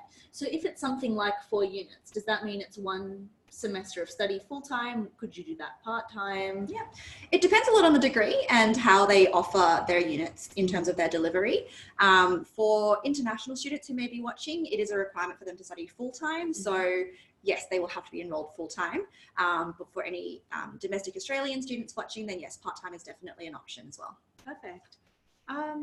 And okay, so if we've now decided one of those 3, why should we study one of those 3 types of postgraduate study here at the University of Sydney? Sure, I think there's a lot of really good reasons why you should study postgrad at Sydney, specifically in the Faculty of Arts and Social Sciences. So we offer one of the most comprehensive suite of postgrad degrees anywhere in Australia. So depending on what you're interested in, anything from art curating through to museum and heritage studies, media and communications, politics, IR, economics, whatever it may be, we have a degree for it.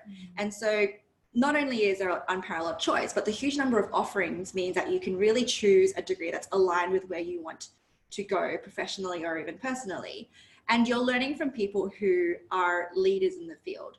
So these aren't, you're not just learning from teachers who have been teaching for decades and that's their whole life. They're actively researching, working and involved in the community in their relevant disciplines. So what that actually means for you in the classroom is they're up to date with current trends, with what's happening in the world, and their research is actually leading and forming the curriculum that they then teach to you. So you're learning from the best of the best, really. Right. So they're very involved on campus and off. Absolutely. Campus, yeah. For sure. Yeah. Then, sorry, one more question for you. Oh, here we go. This is a great question. What are some of the main reasons to pursue postgraduate study? In general? In general. Sure. So I think people have different motivations for wanting to do it. Sometimes it's because they are already working in an industry they really love and they would like to upskill and further enhance their employability or chance for promotion, and doing a master's degree is a great way to gain those additional skills. We also have some people who are considering a career change. So the Master of Teaching, for example, is a popular choice for that one. You might be very well experienced in your industry already, but realize at a certain point in your life that you're keen to take a different direction. So you might undertake postgraduate study then to be able to enable you to do that. And then the third category of people is just for personal interest. So for example, we've got a degree in English studies and creative writing. I often see postgraduate students who just have a love of literature or writing want to be able to learn more about it and actually, to do more of that. I think we are leaving out one important type of postgraduate study, which is PhD study, but we have a student speaking with us later to cover that. Yes. A question from the audience has just come through, which is, do I need to have really good marks from undergraduate? Not necessarily. So you will need to have completed an undergraduate degree in most cases. In very limited cases, if you don't have a bachelor's degree, but you do have extensive professional experience in an area, the university may give you entry into one of the graduate certificate or graduate diploma embedded degrees. Generally speaking, and it does vary between our degrees, but for a master's level degree, you'll need to have a credit average, which is a 65 out of 100 in order to gain entry. If you don't have that score, then you can use the graduate certificate or graduate diploma as a pathway. So enroll in one of those initially. Once you complete 4 units of study and attain a credit average, you can then upgrade into the master's level. Right. So no, you don't need to have great marks necessarily. If you work hard and if you get good results during your studies, you can definitely upgrade and still get to the master's degree. Right. So you could enroll into a graduate certificate or a graduate diploma and use the grades you get in that to transfer up into That's right. masters. Exactly. Right. That makes sense. Perfect. I have one last question and then we're going to wrap. Very broad. How do I apply? Sure. So for the majority of our postgraduate degrees, it's a direct application to the university. So on our website, sydney.edu.au/courses, you can search for the course that you would like to apply for and upload all of your information via our online application form, and you'll be assessed and sent an offer letter. Perfect. Thank you so much for joining us, Gillian. My pleasure. Thank you. Please stay tuned. We're about to be joined by Eddie Wu. Exams first. Well.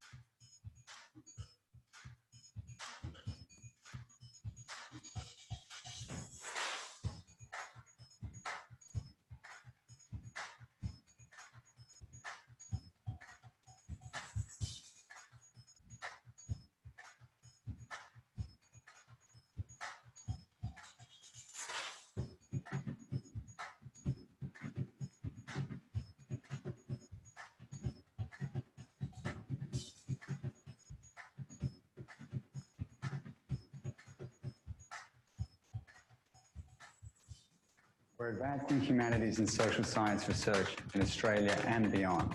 Join us in turning great ideas into landmark outcomes.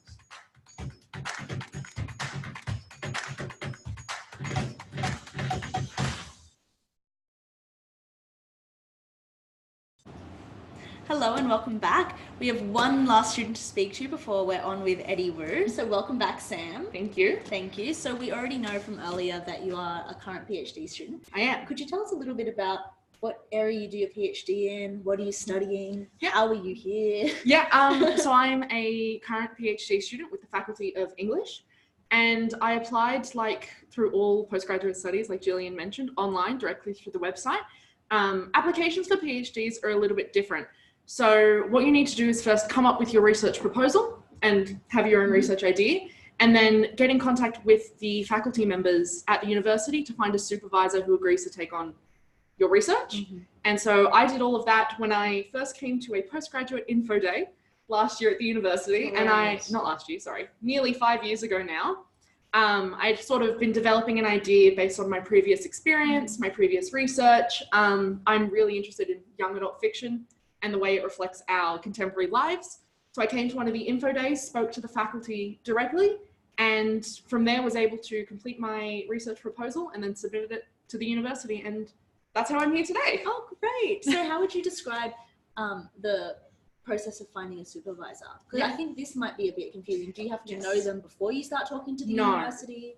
So we recognise that a lot of people are not coming from Sydney Uni directly, so they may not know all of our supervisors that are available. On our website, you can actually find a list of our supervisors and a list of all of our academic staff, as well as a list of their research interests.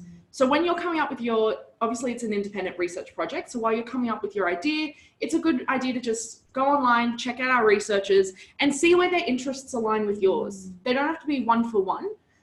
Generally, just someone who's interested in your research area, who may have some idea of what the field is like, and then contacting them directly or contacting the research coordinator for the faculty or for the department is a really good way to just get a leg in the door and start talking to someone. For sure. Yeah. So you had this great idea. Yeah. You didn't know who your supervisor would be yet. No. Why did you choose the University of Sydney? Honestly, I just knew that the research quality here was amazing. And I was really interested in going into stepping into the international stage of research. Basically, when you join the university as a PhD candidate, it's less of a student experience and more of a collegial experience. You're coming in not only to learn, but to develop your own skills and your own knowledge. And you'll be, eventually becoming an expert in your field. So I just knew that Sydney University was perfect for English studies, and my research crosses over into cultural and gender studies as well. And we have a very well-renowned team here for that. And Absolutely. they've been very, as I mentioned earlier, very generous with their time, even though I'm not from their department. You know, I've met with a lot of the academics, spoken to them about their work, have spoken about my work.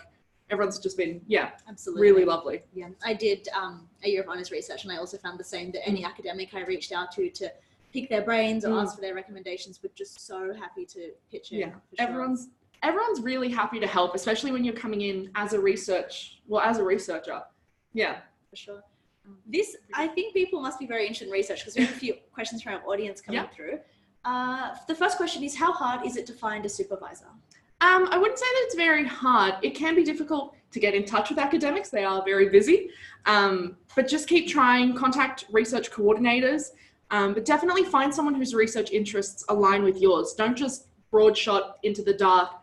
People want to hear from people who have shared interests. They want to take on your project if you want to work with them. So if you have someone in mind, maybe look into not only their research interests, but if they have any publications that you maybe want to read and, you know, get a feel for what they do and what their research is. That'll give you, you know, sort of a leg up when trying to contact them. For sure. Good tip. Yeah. All right. And another question's come through. Is it more important to write the proposal or supervisor first? So identify your supervisor first, or write the proposal first? Oh, so this one's a bit of a tough one. It's a good idea to do both at the same time. So because it is your independent project, it's a really good idea to sort of have a feeling for what you want to do. So not just research area, but maybe if you've been reading the literature in the area, if you've noticed the gaps in the literature. So if you're really interested in one topic and you've noticed no one's talking about something and you're like, why isn't anyone talking about this? I'm going to be the one who does that. And then you can take that interest and that spark of desire for knowledge to a supervisor, and they can help you refine this idea or this concept into an actual research project. Because any idea that you're going to have is always going to be too broad. Okay. The PhD the PhD is going to be very, very narrow. So your proposal might be, I want to solve this giant question. You're going to have to narrow that a lot further down just to complete the PhD. Sure. But that's something you do sort of in conjunction with your supervisor. Right. So start working on a proposal and bring something to them, and then you can workshop it with a supervisor? Yes, that's, I would say, the best way to do it. Okay, great. Yeah. We have another question. No. We did hit all the questions. All right. Congratulations. No, okay. fantastic. Up next we have Eddie Wu. Thank you so much for being with us. No Sam. worries. I know everyone's looking forward to Eddie, so I'll get out of your way. I know. We're going to take a quick break, and then Eddie's coming right on.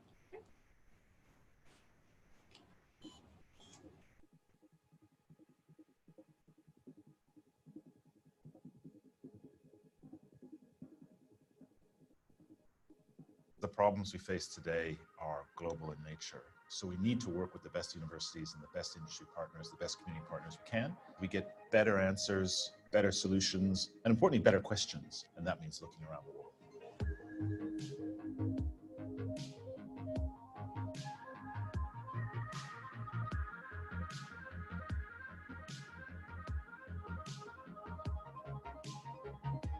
About 3 years ago, the University of Sydney decided to focus on a small number of partnerships, but to have really deep, engaged partnerships. We also share a vision with them, and that vision is to bring together different disciplines to work in a multidisciplinary way to tackle big global challenges.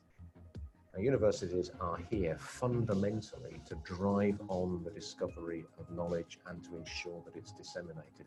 International partnerships matter for one very, very fundamental reason, and that is that one place, one discipline, one faculty doesn't have a monopoly on knowledge. Universities flourish when ideas and the people who carry them move freely across boundaries. I think both Sydney and HKU, we are aspired to be more global. We want our endeavors to have more societal impact, whether it comes from research or from training of students and talent cultivation. So that's a perfect alignment of the institutional goals. Global challenges involve partners from all over the world.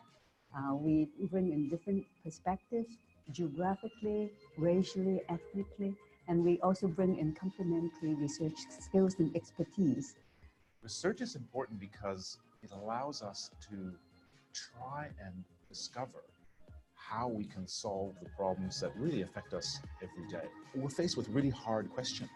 We have to learn from the rest of the world and test and work with others to identify the best solutions, because we know these are problems that many countries in our region are struggling with.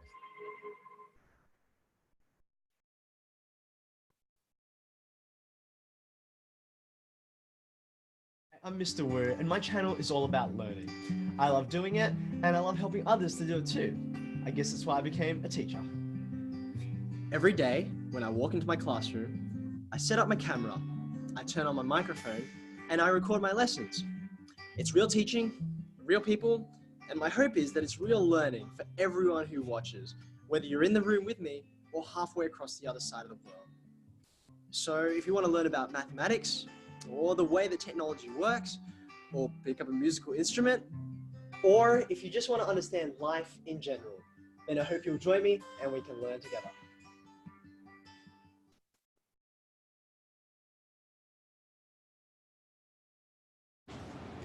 Our long-awaited special guest is here, Eddie Wu, the man who needs no introduction, but I will give you a very brief one anyway.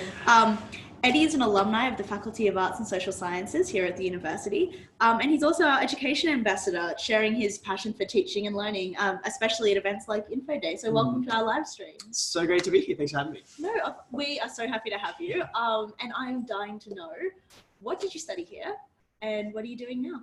So when I was here in this illustrious place, actually I should say not exactly this illustrious place, this building didn't exist when I was here. And the bridge over City Road to Wentworth building went in a whole different direction, and my brain is still confused when I walk across. So I did, when I studied here, a Bachelor of Education honours in secondary mathematics and IT as well. So that's what I trained to teach, and I did teach that for several years. Right now, I'm still classroom teaching, but I also have a bunch of other hats that I wear. So you mentioned I have one with the university. I love being the university's education ambassador. 12 months now that I've been able to do that. So good. I also have, within the New South Wales Department of Education, because I've worked in public schools my whole working life, I get to work across the state running professional learning for teachers. It's super important that we get into a place where we can lend our capacity and our leadership to others and support them. And I've certainly realized after teaching for 12 years, I'm now kind of that next generation looking at people coming through this university and thinking, okay, I have knowledge and expertise to pass on to them. Absolutely. Yeah. And also so many capacities in which you do that. Yeah, I've written a book, and I have a TV series as well, but they're by the by. So. What's the book called? There's a couple of them. So the first one's Wu's Wonderful World of Maths. So as you might be able to tell about me, I'm the kind of person who really enjoys like cheesy names. Like I named my YouTube channel Wootube. It's kind of like, I have so many of my ex-students who are like shaking my head. They're like, I can't believe you would call it that, sir. But they're loving it at the same time. Yeah, exactly. I kind of think it's like a bad joke, but it's like, I think it's bad, but I'm going to laugh it's just anyway. On the cusp. Exactly, right. So that was the first book which I released last year. And then partly because, taking a tangent for a second, I hosted a children's TV series for the ABC. And a lot of the kids who are watching that, they're quite young. They're certainly younger than the high school students that I teach. So a lot of people picked up that first book. Parents would say, how old does my kid have to be to read this book? And I'd be like, older than that. Yeah. So the second book is Eddie Wu's Magical Maths. It's a children's activity book. So amazing. Yeah, so everyone from Yay High to university, and teachers. 100%. And I'm a big believer that mathematics can be accessible for everyone. A lot of people, I think, close themselves off from it. And they're like, man, when I was in school, it was too hard, didn't understand all those X's and Y's and weird graphs. And then they head out into life just sort of feeling like that door's been closed forever. For sure. And I don't think that's true. I think anyone can pick that up later in life. It's part of my own story as well. For sure. What would you say to someone, because I have definitely fallen victim to this, saying something like, oh, I'm not a maths person. Or, oh no, I'm an English person, I'm not a maths person. Something like this. Or I'm more into whatever subject. I guess my response to that would be two things, I suppose I would say. Yeah. The first answer would be autobiographical. So when I was at school, the kind of kid I was all about the humanities. Like I did drama all the way through year 9, 10, 11, 12. As soon as I could choose it, I took it on. I just love the power of storytelling. English and history was the same. And so when I got to university, I knew I wanted to be a teacher. So I thought, well, I'll become a humanities teacher. That was the plan. Now, it sort of took a radical left turn when I discovered there's this huge need in mathematics education. And so I had to go down this rabbit hole of learning maths almost from scratch. Like, I felt like, you know, I'm sure people view out there, if I say something like Pythagoras' theorem, like that's somewhere kicking around in your brain. You're like, I don't know. I know it exists. Yeah, I know what it is. Don't ask me to do it, right? Now, here's the thing. I'd learned as a young student how to do that, but I didn't understand anything about why it mattered or what its significance was for my life or the world. And so I kind of had to learn all those things from scratch. And so I want to say to anyone who feels like they're not a maths person, neither was I, but maybe there's not such a thing as like you're locked in one way or the other. The second thing is like there's a lot of research now that talks about neuroplasticity and the amazing ability of the brain to rewire itself and do things we thought were previously impossible. So I guess what I'd say is never count yourself out. It's never too late. So everyone can be a maths person. 100%. Great, perfect. And so it's interesting because through that whole journey, you studied in arts and social sciences to become a teacher. How would you describe that experience, like what you did on campus here?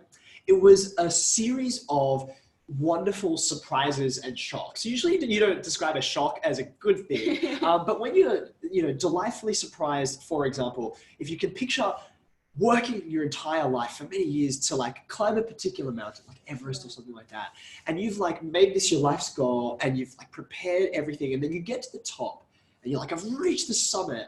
Can you imagine what it would feel like if you reach the summit and then from that vantage point, you suddenly realize, oh, there's like a whole mountain range in the distance that I couldn't see from the ground. But now that I'm here, I realize there's so much more to learn. And that's what university was like for me. I think many people who are contemplating like year 12's over, got my HSC or my IB under my belt, I'm like, cool, my goodness, that's all behind me.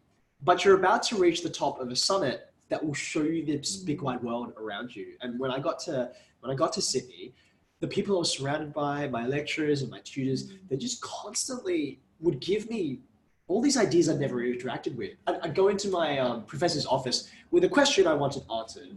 And then when I came out of that office, not only did I have my question answered, but I had 5 more questions in my head that I didn't even know to ask before that.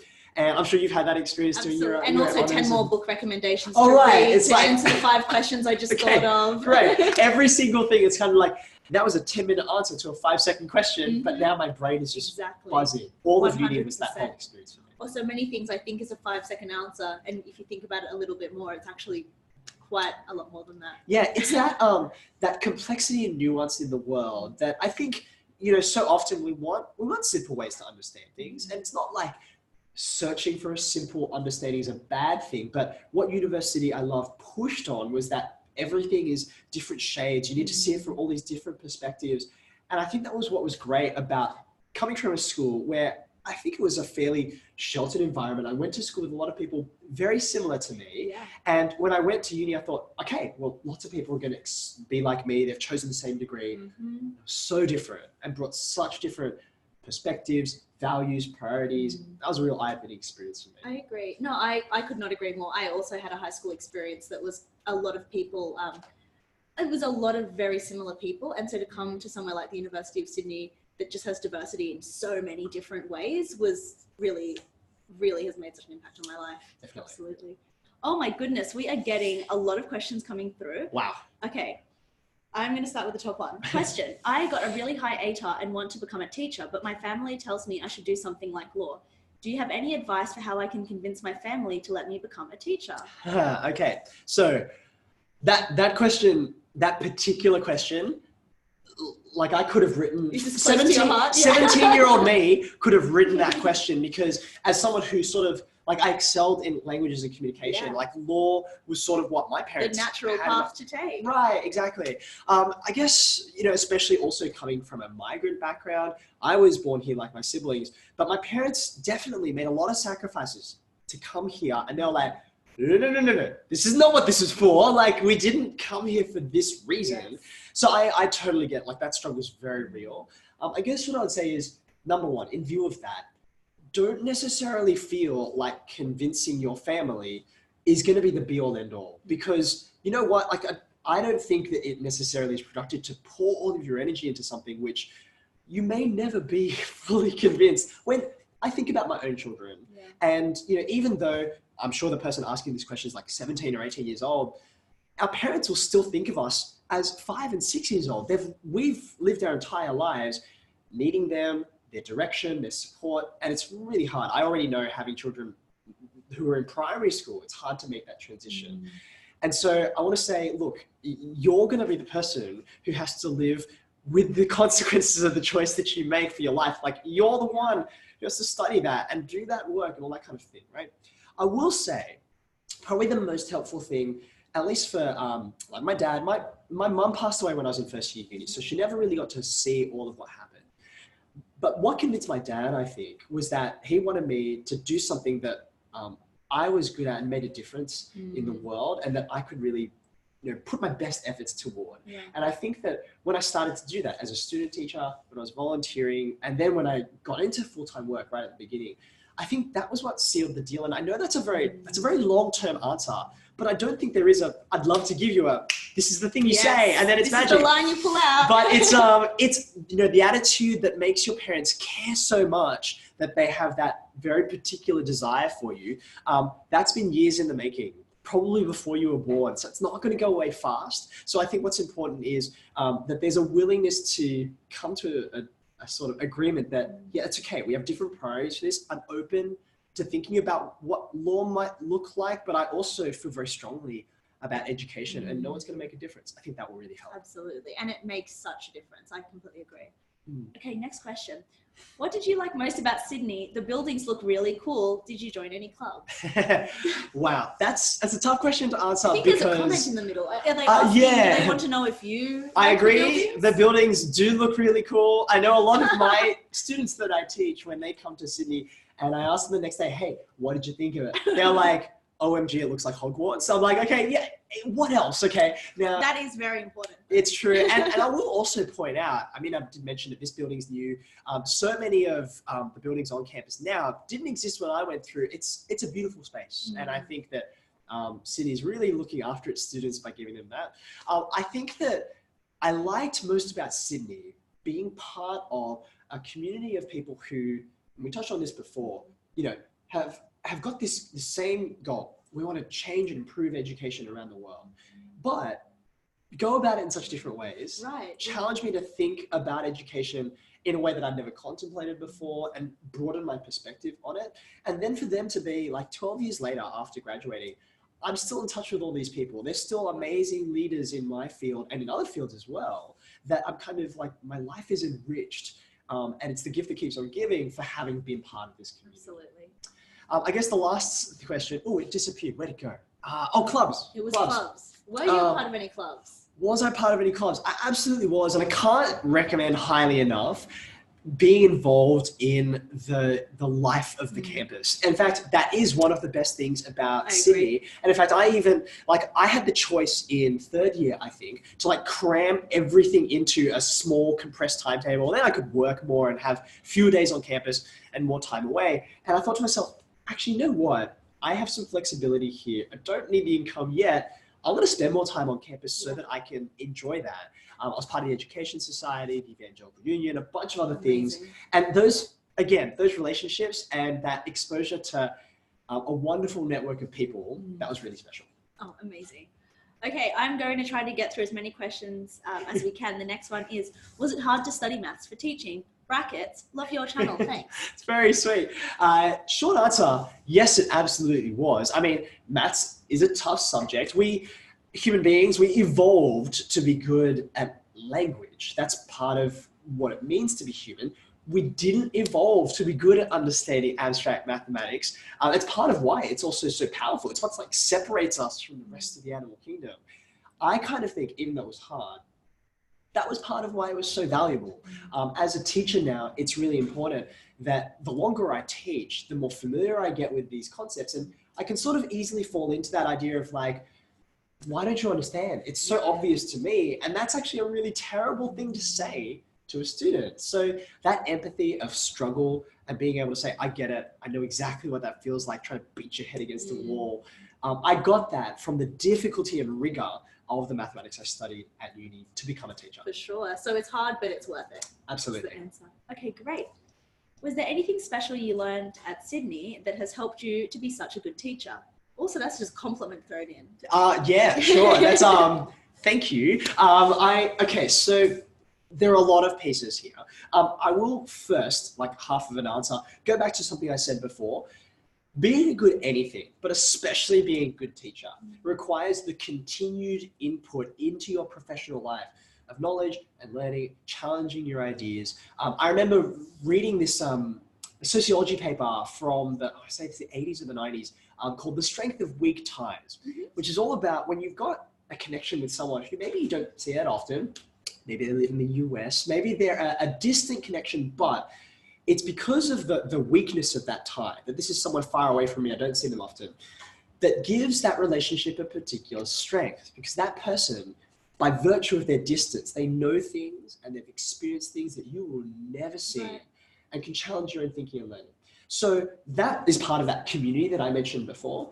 But I think the other thing is just about the primacy of relationship. One of the things I picked up at Sydney from the people who taught me to become a teacher is that no one teaches a subject.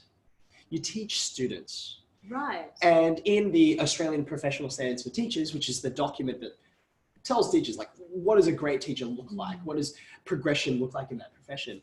The first of the standards, of which there are 7, it's not about knowing content and how to teach it. That's number 2. Number 1 is knowing students and how they learn.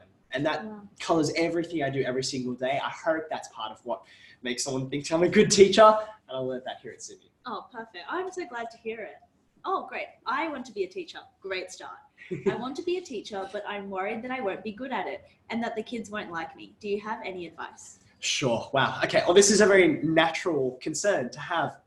I certainly felt that many times, particularly when you're a student teacher at the beginning at uni and then in your first couple of years, because you sort of still feel like a very young person and you've got to prove yourself. And especially if you're in high school, you have to earn the respect of these teenagers, right? I did feel that a lot. And I know that one of the ways that I sort of moved forward from that is having a bit of confidence in myself and the fact that, yeah, okay, I'm not the super trendy teacher who's really good at sport or anything like that, but I have other parts of my personality that are wonderful and are exactly what a particular student needs. And that's actually a really important point. In terms of being liked, we're not ever our students' friend. There's a professional distance that is important to maintain there, because when you're interacting with a student, when you're there to be a buddy, there are certain things that you need to do as a teacher that are impossible. Like, for example, discipline them and talk to them about the expectations you have for them as a mentor, as a guide, and not as a friend. So being liked, I think, comes a little bit from the fact that, I know it sounds bizarre, but it comes from not caring about whether you're liked, but actually caring about whether you do what's right by the student and give them what they want. Right. I'll give you a classic example. Many, many years ago, it was actually, I taught him more than once, but in the first year of teaching, I taught a student named Tim. He was in my Year 9 class. And Tim was a funny kid, really great sense of humor. But as a consequence, he constantly caused me problems in class because he was just the bit of the class clown. Exactly, loved. And I would like tell him off in the class and he would just love that even more because like, yes, shower me with attention. And I just like, I was at wit's end. I didn't know how to deal with him in my class, right? What I eventually worked out to do was look, his behavior was impacting the learning of everyone else in the class. And so I had to be pretty strict with him. And he hated me for it. He was like, he would, very uncool. He was, totally uncool. And I was convinced at the end of the year, I was like, well, I did my best, but I didn't do very well with him. Much to my surprise, years later, after graduating, he came to me, he visited school after he'd been working for a little while. And he said to me, you know what, Mr. Wu, you were the only teacher who pulled me up. Wow. Every other teacher, they're like, yeah, Tim's funny and he's going to be like that, but whatever, just let him do his thing. And you said to me like that you knew I was capable of more, and that's why you were so strict and harsh with me. And I hated it at the time, but I realized even though it wasn't what I wanted, it was what I needed. Yeah. And you know what? For every Tim who came to me afterwards, years later, and told me that, there are lots of them who didn't, but I know I have that impact on students, and you've got to know what they need, and sort of that comes with a confidence that actually, ironically, is likable. Like, this person knows what they're talking about. They're worth trusting and actually going with, even if they do things I don't always enjoy. Absolutely. Well, I hope you continue to want to be a teacher, dear audience member. I'm going to get to one more question. What advice can you give to future Year 12 students about the HSC? Wow, so many. Scary time. Yeah, well, yeah. Not to worry you. Well, it is a big, maybe that's a good place to start. It is a mountain to climb, and it takes a lot of effort. I guess my first piece of advice is, if you're going to climb this mountain, you really need the help of people around you. There's an old African proverb that says, if you want to go fast, go alone. If you want to go far, go together. And the educational journey you go through towards your HSC and beyond that, it's a marathon. Like, if you go at it full ball, you'll just exhaust yourself, and it's not sustainable. And I actually, sadly, I've taught many students, and they get to the point of emotional breakdown as they get to the end of Year 12. The pressure just gets too much. So you've really got to lean on those people around you and be collaborative in the way that you work toward that goal.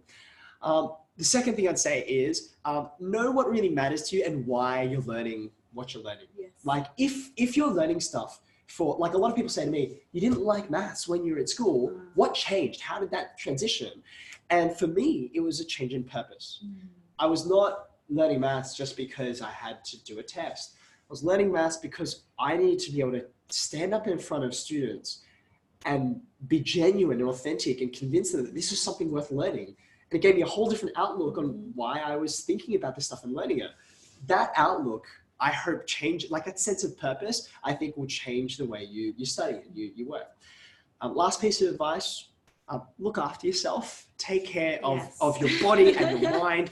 Don't, under any circumstances, like, stop doing sport. If you love sport and you're like, oh, it's Year 12, I better get serious now. That is a terrible mistake. Yes. Do sport. It will keep you sane. It will keep you healthy. Your brain is part of your physical body. You want to be fit if you want to perform at your best. And you've got to look after yourself psychologically. Your well-being is so important. And so, like, a lot of people, they will shortchange themselves on sleep so they can read more or do more past papers. And nothing is more counterproductive than doing that. So look after yourself and you'll make it to the end. Perfect. Okay. By the time I graduate from teaching, it will be so long. Do you think that the future of teaching work might change by the time I finish compared to now? I can say with confidence that teaching will change by the time someone finishes their degree. I've been teaching for 12 years, and even over that relatively short amount of time compared to, like, a teaching career, there's been significant changes in technology, in syllabus, in this enormous social experiment that we're conducting on, the young people of today, that everyone and their dog has a smartphone, and we kind of have it attached to our hips, and that changes the way we interact socially. That wasn't a thing when I started teaching. The iPhone was only invented after I've been teaching for a couple of years. So yes, it will change, but in some ways, the parts of education that matter the most won't change.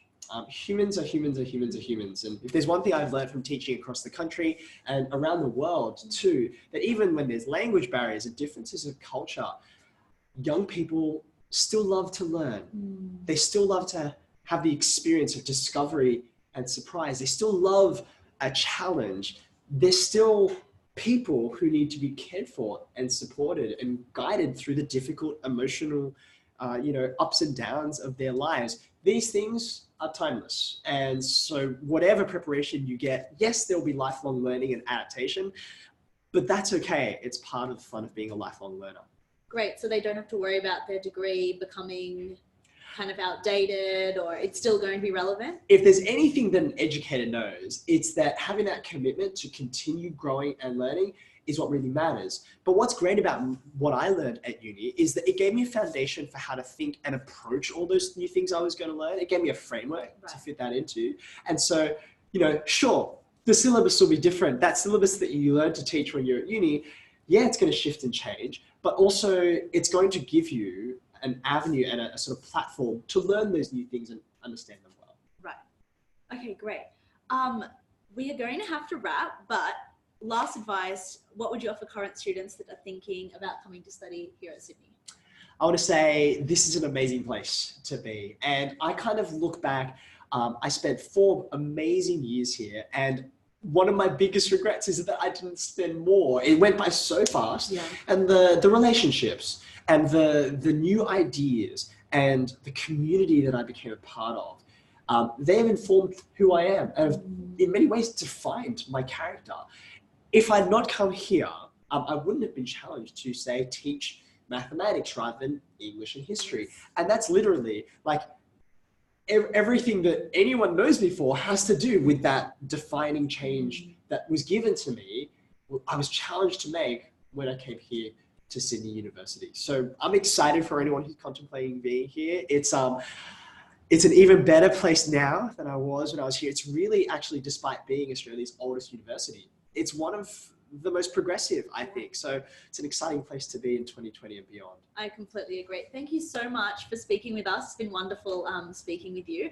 We're about to go to a short break, but if you have any questions, this will be our last segment. So get those questions in quick and I will do my best to answer them for you. Thank you. My pleasure. See you guys. Thank you so much. Could go You're amazing. earlier so there's less, it's not that busy. Say, hey, you guys, you're annoying. By having a flying car. It's a tricky question. So we could get people to ride giraffes. And more people go on because you could go on the neck as well. Like the giraffe did heck.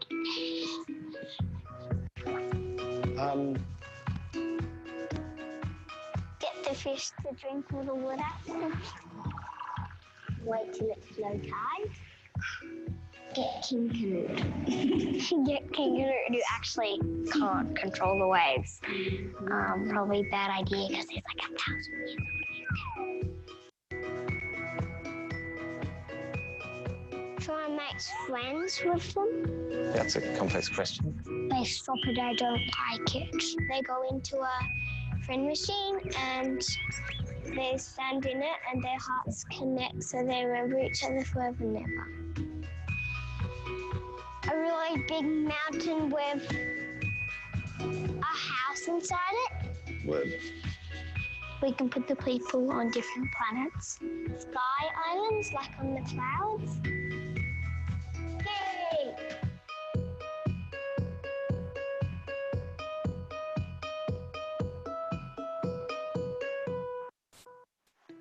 As part of Sydney's reimagined undergraduate experience, the Bachelor of Economics and Bachelor of Advanced Studies combined degree is your opportunity to have greater choice, gain essential new skills, and be a career-ready graduate with 2 degrees after just 4 years of study. Get ready for a career in industry, government or global organisations through our 4 primary majors: economics, financial economics, econometrics, or agricultural and resource economics. You will also have a new level of access to a second field of study, making it easier to combine your interests and passions. Take a second major from the School of Economics or choose from more than 90 different majors across the university. Want a major in international relations alongside your major in economics, or a second major in banking, or perhaps data science? It's now easier than ever.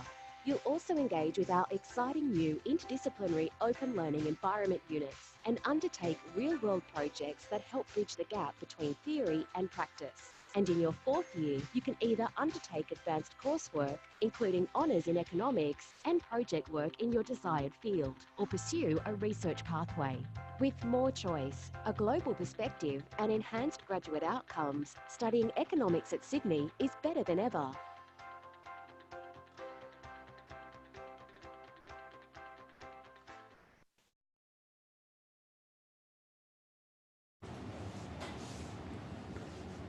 We're back.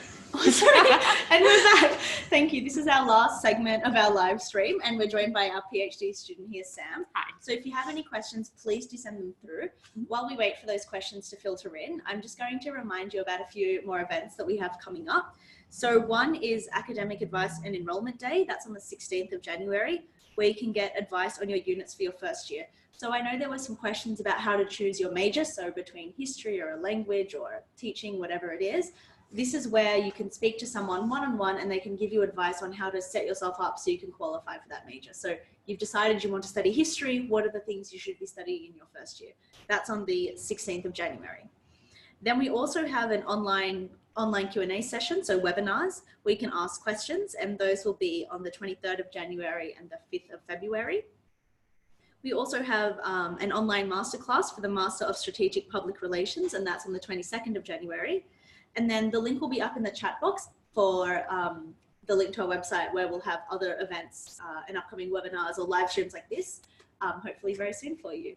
So thank you so much for coming back, Sam. Not a problem. I was actually really curious. Could you share with our audience what you're doing your PhD on in very broad terms? Yeah. Oh, I'm always happy to talk about my PhD. PhD students tend to be. Yes. Oh, we love to talk about our research. So I am, I'm looking at the Hunger Games novel series in particular, and how they represent and explore different concepts of contemporary feminism, contemporary gender, really sort of looking at, you know, why these books were so popular and what about them resonate with audiences today.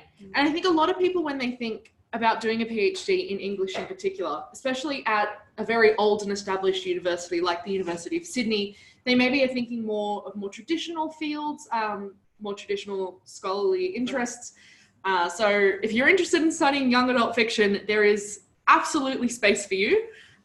They've gladly taken me in, and I meet people from all across the world, actually, especially across Australia, who are also studying young adult fiction, who are very interested in, very contemporary areas of research, especially in the Department of English. And Sydney University has been great for pushing that, you know, very contemporary, very forward-thinking research, and interdisciplinary research is something, it's a key term I forgot to, What does that mean? So that's looking at research that crosses multiple fields. So if you're considering, even for undergraduate study here, we know we're really moving towards an interdisciplinary educational experience. So looking at different faculties, different departments, even just how, thinking like how maths and maybe English or history or something can work together, and, you know, the limits are endless. Yeah. So it's putting together any two fields you're interested in and working towards finding something in there. Yeah, absolutely. In my experience, I did an honours degree, and I did it in American Studies, which is one discipline, and then government and international relations, which is a separate, and completely agree. It was such a great way to approach kind of everything that I did. Yeah. But you also did two different areas in your undergraduate, right? I did. I think it's very important to not just box yourself in, especially if you're not sure what you want to study in your undergrad. Coming in to do an arts degree can be so broad. Sample a couple of different subjects and then start to hone in. I did a full year of philosophy. That's never been, it's sometimes relevant. Yes. But like, I didn't think that was going to go anywhere, but I just really wanted to try everything and just experience everything. How did you decide to do a PhD over, say, coursework, so a master's by coursework? Yeah. So I felt after I'd finished my 3-year arts degree and then 1 year of honours that I was ready to do more research. I think if you're interested in doing coursework, it's a very different experience. You're learning set knowledge, you're getting assessed, you're going to classes, and you get that more student experience. Whereas research is something that, if something sparked an interest in you in your undergrad and you think, gosh, I wish I could just know everything about this idea. The Hunger Games. About the Hunger Games. Well, so when I read the Hunger Games and I was considering the worlds that I was seeing and responses to it, I was thinking, gosh, there's a lot there. This really reflects our contemporary times. And I want to know what other people are thinking, what other people are saying. And I want to say something about that. So that's why I chose to do research degree. Absolutely. Yeah. Do you have any advice for people who are not certain if a PhD is right for them? Like, what made you think you were ready to do a PhD? No one ever thinks they're ready to do a PhD. That's good advice. Yes. No, after doing an honours year, which is a 1-year research degree that you can add to your undergraduate arts experience, doing that really gives you that first-hand experience of what research is like, you know, what it is to come up with your own project. And as you would know, doing the independent research is a very different experience than doing research for, say, a final exam. And just doing that in my honours year, I was like, oh, I love this. This is the cheesiest story. I tell this to everyone. No. The one thing I love the most is when you're reading one book and it has a footnote and you've got the other footnote there. And you're like, oh, you've referenced this. I've read this. I know where this is coming from, and I'm going to link it to my idea. Yes. That's big research. I think that's very particular to researchers. Yes. It's the true joy of having 50 library books surrounding me at any given time. Absolutely. We've actually got some questions from our audience coming in. Thank you so much. Yeah. Did you go from undergrad to postgrad at Sydney Uni? Is that easier? I did not actually. It's probably a surprise the way I've been talking. I did my undergrad at a different university, and I chose to come to Sydney Uni for my postgraduate experience, as I said, because of the researchers and their experiences here. I wouldn't say it was difficult applying across. Everyone's been very welcoming. No one's weird about it. I think it can be easier if you're familiar with the undergrad experience here, moving into postgrad, especially if you're looking at doing research. You may already know the lecturers, you may already know the supervisors, but I definitely don't think it's a hindrance or helps. It's really about what you want to get out of the next step in your career. For sure. Yeah. Okay, we have another question. Is it easy to get around campus? I think yes. I think yes, it's a huge campus, but it's funny. I feel like I've been here for a few years and I still discover new places on campus, which is quite nice. But all of the main areas I go to tend to be pretty similar in terms of the lawns I like to sit on or the library I like to go to. So with those kind of things are easy to get around campus. Yeah. But yeah, you always have new places to discover. Yeah, I've walked around, I would say, most of campus. As a student ambassador, I've had to traverse from top of campus down to, our med precinct towards RPA, which has just been a long trek, but you can do it and you can run between classes. But yeah, there's always fun things to explore, especially all the secret courtyards around the quadrangle. I would love to tell you, but I cannot tell you on a public live stream where they all are. No, you have to come and you have to find them yourself. Absolutely. All right, perfect. This is relevant to your particulars. I'm glad you were here. What is the best coffee on campus? I'm going to spruik the Courtyard Cafe. Okay. So I'm always working in the John Woolley building, which is towards the Parramatta Road side of campus. And the Courtyard Cafe is within a 2-minute walking distance. And I've often joked to students of mine that you can find me there at least 3 to 4 times a day, because it's not a joke. You can probably find me there. Oh, yeah. 3 to 4 times a day. They do great coffee. They do great iced tea. They do great lunch. There's a lot of coffee options on campus. So if you've got a class somewhere, there is always somewhere to take your new friends to have a coffee. But if you want to see Sam, you have to go to Courtyard. Have to go to the Courtyard Cafe. Okay, so favorite places on campus. I think we'll ask this as our last question. Oh, actually, no. Let's ask this one. Is it bad if I don't know what I want to major in yet? Good question. I don't think it's bad at all. No. Also, I'm not majoring in what I started in. So I would say that come to the University of Sydney. Come to academic enrollment and advice day, and they can give you an idea of the kinds of subjects on offer. But then also just feel free to start with your first interest, and if that works out, pursue it. And if it doesn't work out, you can change after that. So I wouldn't worry about knowing your major now. What do you think? Well, like I said, so I started in a Bachelor of Arts where you could select a breadth of subjects, and I took 4 different subjects, and I took a year of philosophy, which did not become my major. I think really trying everything, and I've spoken about this before, and Marie mentioned it earlier, which is following your passions. Just pick subjects you're interested in, pick subjects that you want to study and you want to commit time to, because you are going to be committing time and energy to these. Yeah. And then you never know what you're going to like. You don't necessarily know straight out of high school. So coming to the academic advice day, speaking to our academics, trying different courses, trying different things, and then, absolutely, figuring out on the way. Nothing to worry about. You're well ahead of schedule. Okay, so now I'm going to ask the final question. This is a hard hitter. What is your favorite place on campus? Oof. So this is Courtyard. Evidently, is your most other visited. than Courtyard Cafe, and this is again a very cheesy answer. I often work until about 5 or 6 p.m. on campus, and I find walking past the quadrangle as dusk is beginning to set, and they've got the lights up. It's so lovely. It's really beautiful. I never get tired of it. I don't get tired of it either. Every time I walk out of Fisher Library as well, and I get the view of the quadrangle and just down Eastern Avenue as well. I try to sit in the library so I can see the quad when I'm studying. Yeah. Just because I'm very sentimental. It's very beautiful. And you do get very sentimental about it once you start. Well, it's one of the appeals of the university. So I think if you can't enjoy the quad, you should enjoy the quad while you're here. Yeah. That will be a wrap. Thank you so much for tuning in for our live stream and submitting all of your questions. Please come along to Academic Advice Day if you do join us here at the university. I wish you really, really well in deciding which path you're going to choose. Thank you for joining us. Thank you.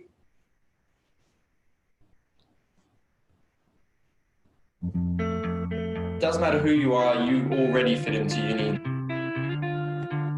Put your hand up and have a go and challenge yourself. Yeah, I didn't expect to grow as a person as much as I did. Everyone is as scared as you. I can actually do more than I thought I could do before. You know, all this stuff is right at your fingertips. It's okay to be curious. Coming into university, I was like, I have to pick what I need to do straight away. Yeah, that's not true. That's good. There's a lot more free stuff than I expected. Make sure your personal hygiene's up to scratch. At uni, there's no one waking you up and saying, hey, go to uni now. Just be you. That's all I could really say. As long as you're doing what you enjoy, things will turn out for you. I kind of feel like I'm on a game show in this little box.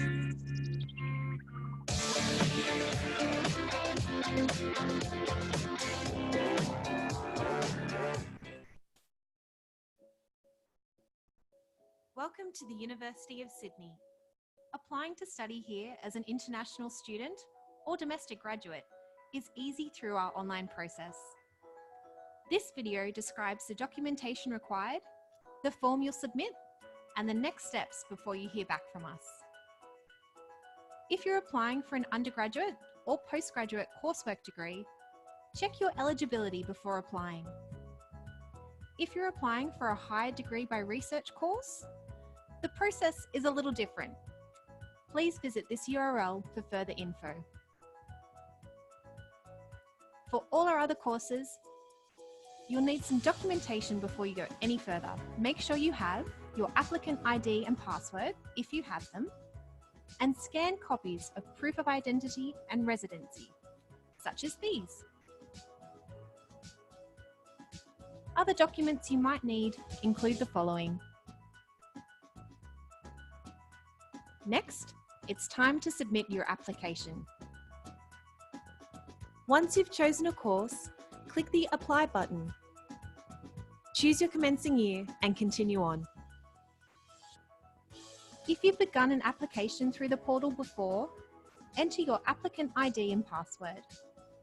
If you're a new applicant, enter your details, check them, and proceed. Please read the next instructions carefully and keep these details in mind. After you continue, check that the information on the course options page is correct. Then, fill out the personal information section in full. At any point, you can save and return later to complete your application. The next parts ask for your details about scholarships you've received and qualifications you've achieved in the past. Confirm you've read the declaration and press Submit to lodge your application. We'll email you to let you know we have received your application. Check your email inbox and junk mail. If you are successful, you will receive an offer and enrolment details. We will also inform you if your application has not been successful. In the meantime, check out our website for information sessions, accommodation advice, and tips on what to do while living in Sydney. To keep informed, make sure you follow us on social media and come along to the many public events we run. We look forward to seeing you soon.